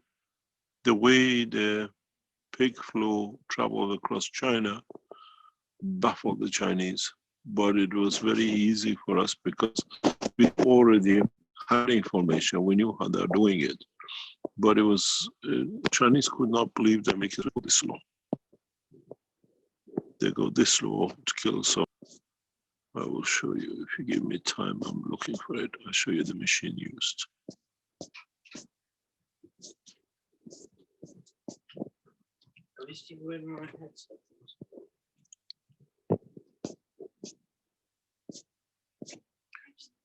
You will be amazed how well planned this thing has been. It's a very, very tiny machine held between two fingers. And they just need to spray, and they release it near the pig farms. And usually it lands in the pig sewage, you never see it. But the same has been used.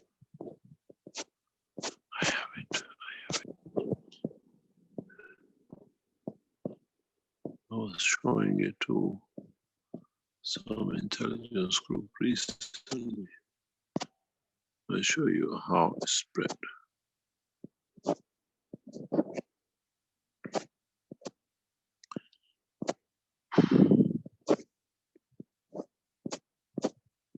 It's a tiny, tiny machine. It carries the virus.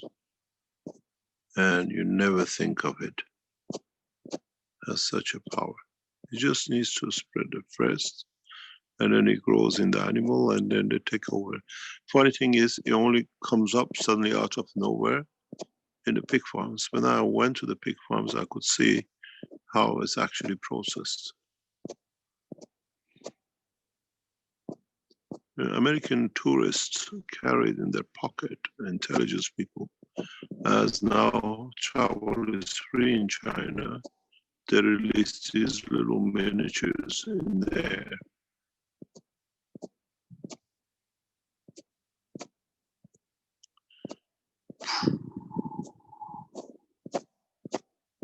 Where have I got it? I have to isolate it that I can. You show it.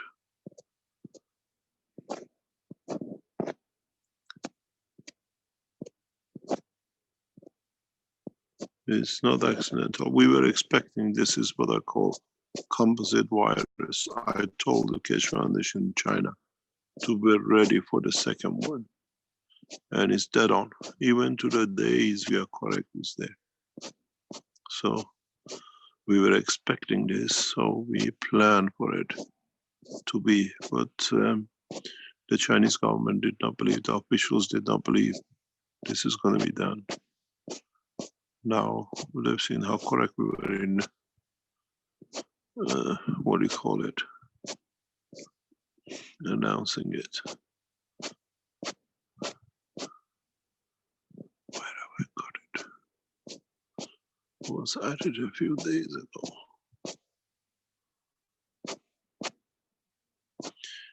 Maybe we show it up again. Mr. Maybe show Keshe, it on. Mr. Keshe, maybe it's Yes. on the other phone. No, I have it here. I have it on my other phone. I want on the other phone.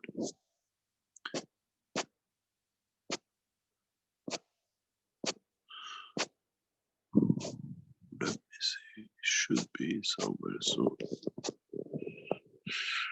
16,000 pictures, and you just scan the 16,000. It's not easy. It's a very small, what they call microplane, and they put the virus in it, and it pops it out. Whoop, whoop. There we are. This is it.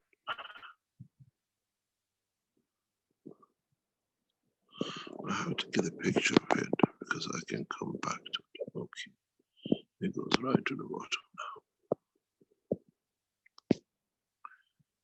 I can edit it. You will see how little this machine is.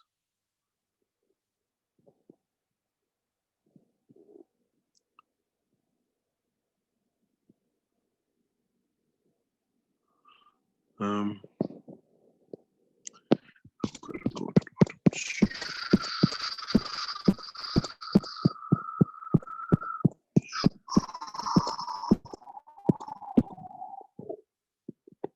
There we are. Now you're gonna see how they're affecting the world. No, why does it need to load the photo? Okay. We're gonna give it to you in 1 second. You will see it. Originally, we released this one in conjunction with another organization. You might have seen it, you might have heard it.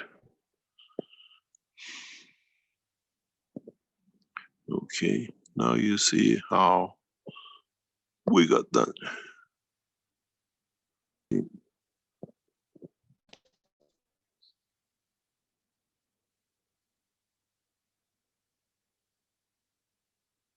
You see the front hole, there's a hole in the front. If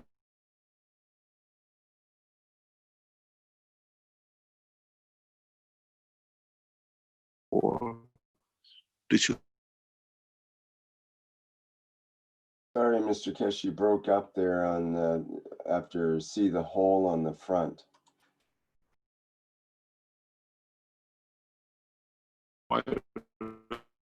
Out from the front.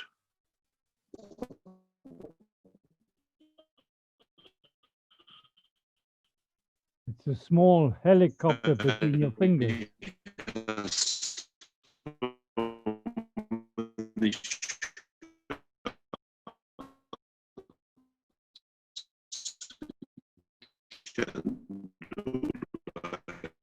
Maybe 50, 100 pops of shots, virus,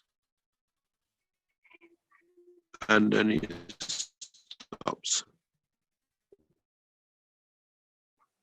You can see it? Can you see it? Perfectly. Yes. It's like a small helicopter between your fingers. Yes, American CIA agents carry 10, 20 in the pack, sealed pack.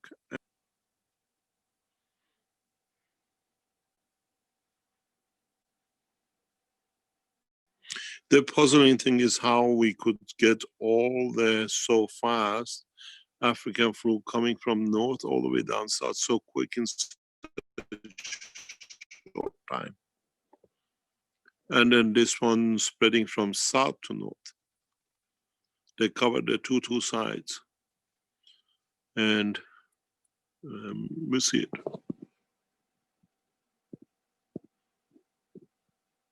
Systems like this developed for mass destruction.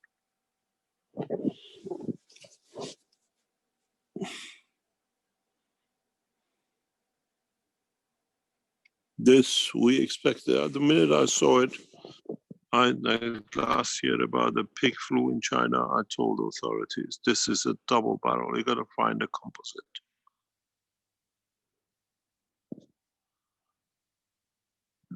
And it is a composite.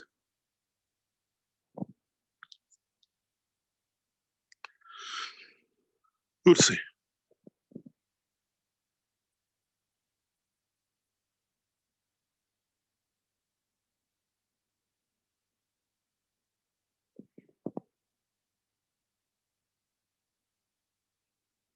It's strange how much cash foundation things are.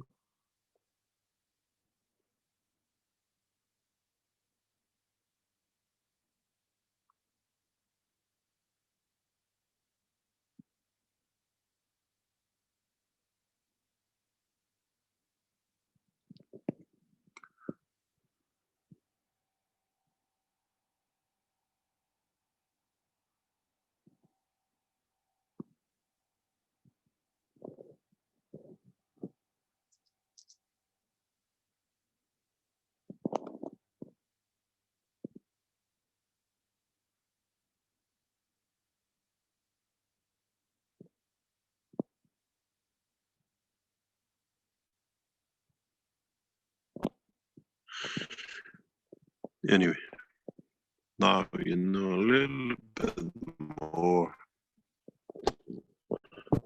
what we really know.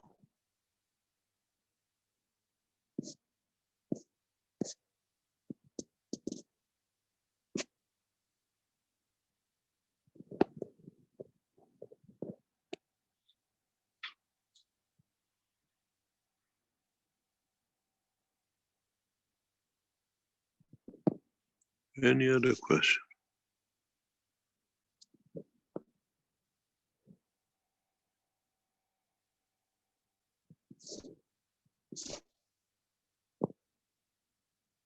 Well, we could go on with questions here. We have a couple of other questions. Yeah, here it says, is this amino acid in the cup for life different from the mixture of amino acid obtained separately? It's used, and yes, it is.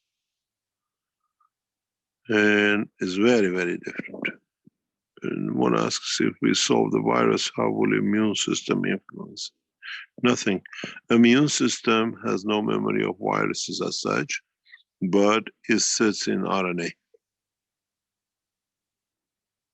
because it's an energy pack.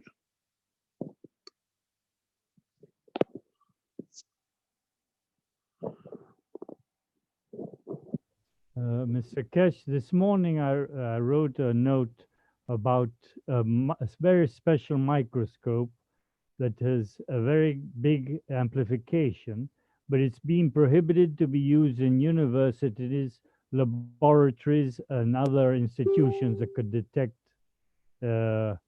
such small things like viruses. The smallest microscope is a pinhead size. Literally a pinhead size.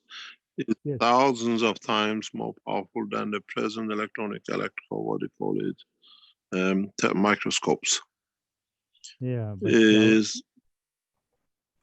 pardon? But what I read is that it wasn't allowed to be used in universities, labs, and other institutions because of its high potency.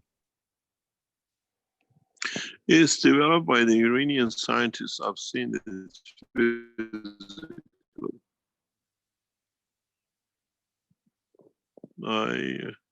I've seen microscopes. It's a pinhead.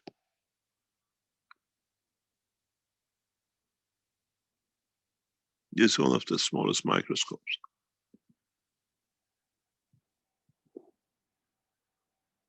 And it magnifies by a huge amount. It's used in new technologies.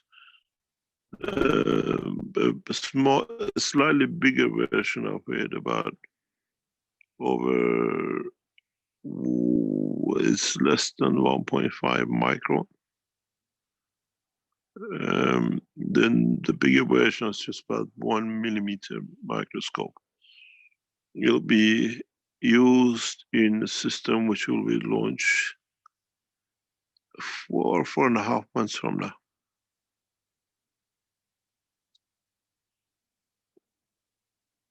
The units will go on Keshe Foundation for 49,995, 50,000 euro each.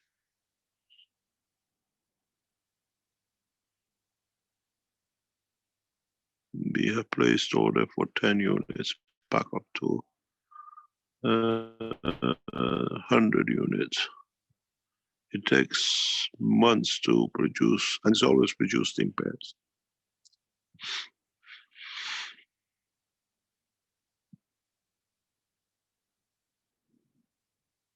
It's using a specific machine, which is developed by the Iranian scientists for Keshe Foundation.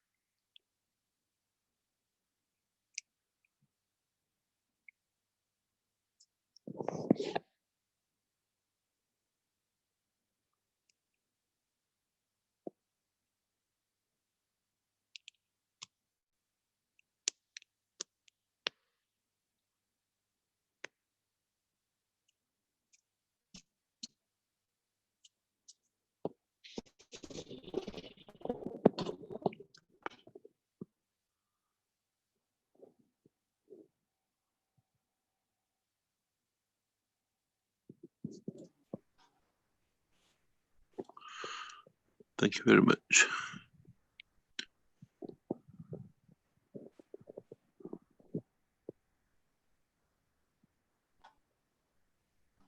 Thank you, Mr. Keshe. Thank you. Thank you very much. See you on Thursday. Or another teaching this week. Pardon? It was just if anybody has any leftover questions, they can carry them off over to the Knowledge Seekers Workshop, where you can answer them. Yep, maybe different. But on Thursday we announce another cornerstones of the Keshe Foundation international operation, which is going to come into operation. This will be very interesting for governments who sit behind a lot of things. Thank you very much. See you on Thursday.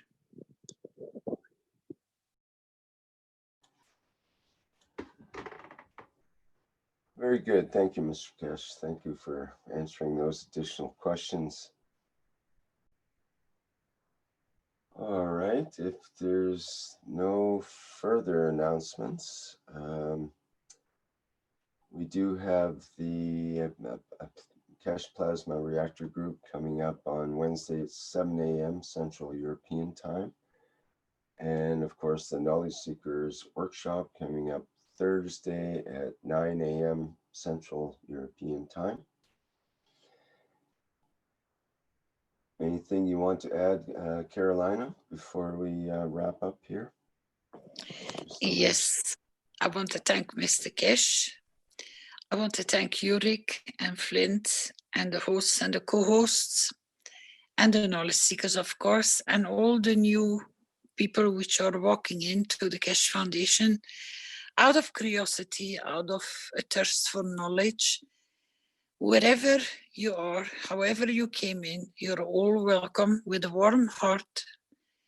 We embrace you with sharing and love and care, and pass on your knowledge. Don't sit on it. It's not yours. It's for everybody. And it's the first time you can be generous with something never done before, so freely, and it's coming from you. So be proud to be a knowledge seeker.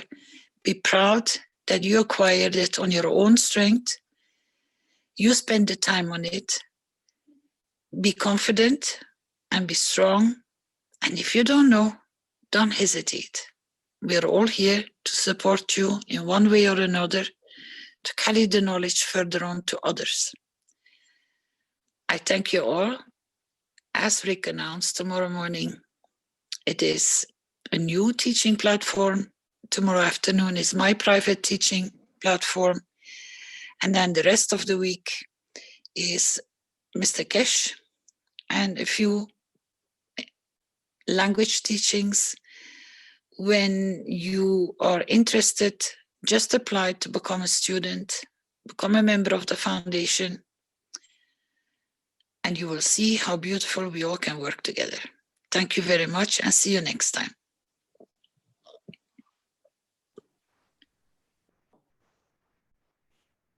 Very good, and thank you for an extra special teaching today as well, Carolina, for answering those questions. Okay, thanks everyone for attending today's 102nd One Nation, One Planet, One Race for World Peace for Tuesday, January 28th, 2020.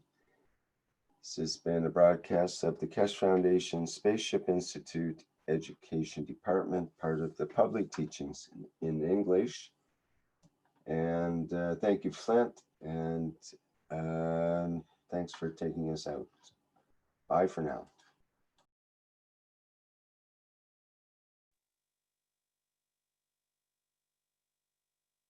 Hello. We are the Keshe Foundation. Our mission is to bring peace on Earth and join humanity with the universal community. We wish work to bring man as equal to all beings in the universe. By teaching plasma science and technology equally to everyone, no one is left out and no one is abused due to lack of knowledge. By donating to us, you can help achieve this goal. keshefoundation.org/donate.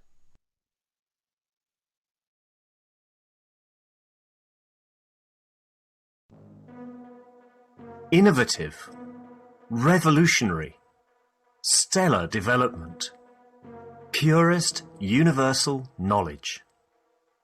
In a transformative, futuristic design.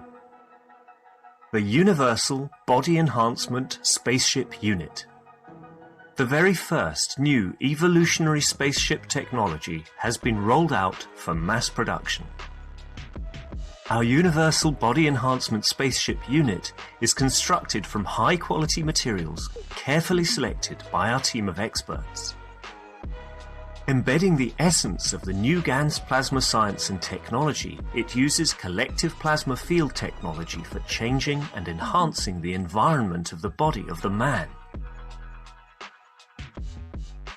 This new plasma enhancement changes the environment of the body to allow it to return to its natural, balanced energetic condition, as in the womb of the mother, allowing every cell in the body of the man to find its natural, original field strength balance. The shape and field distribution in this new space plasma technology replicates the inner structure of the universe and replicates the balance fields from which the man was created at the point of inception in the womb of the mother, not only receiving balance in the physical, but also in the emotional sense too. For the first time in the history of man, a system has been developed and delivered which not only enhances the physical body of the man, but also enhances the emotional part of the user of the system, hence reducing and eliminating many problems that could not be solved in the world of science, to bring the body of the man into near perfection as at the time of birth. This new spaceship technology can be within the reach of every man today and can be ordered by medical practitioners, sports specialists and healthcare centres. The Universal Enhancement Spaceship Unit, the future you have been waiting for, is here. The journey from space to spaceship technology has started. Every order is subject to a contractual agreement and might require additional accessories priced separately for applications according to each case.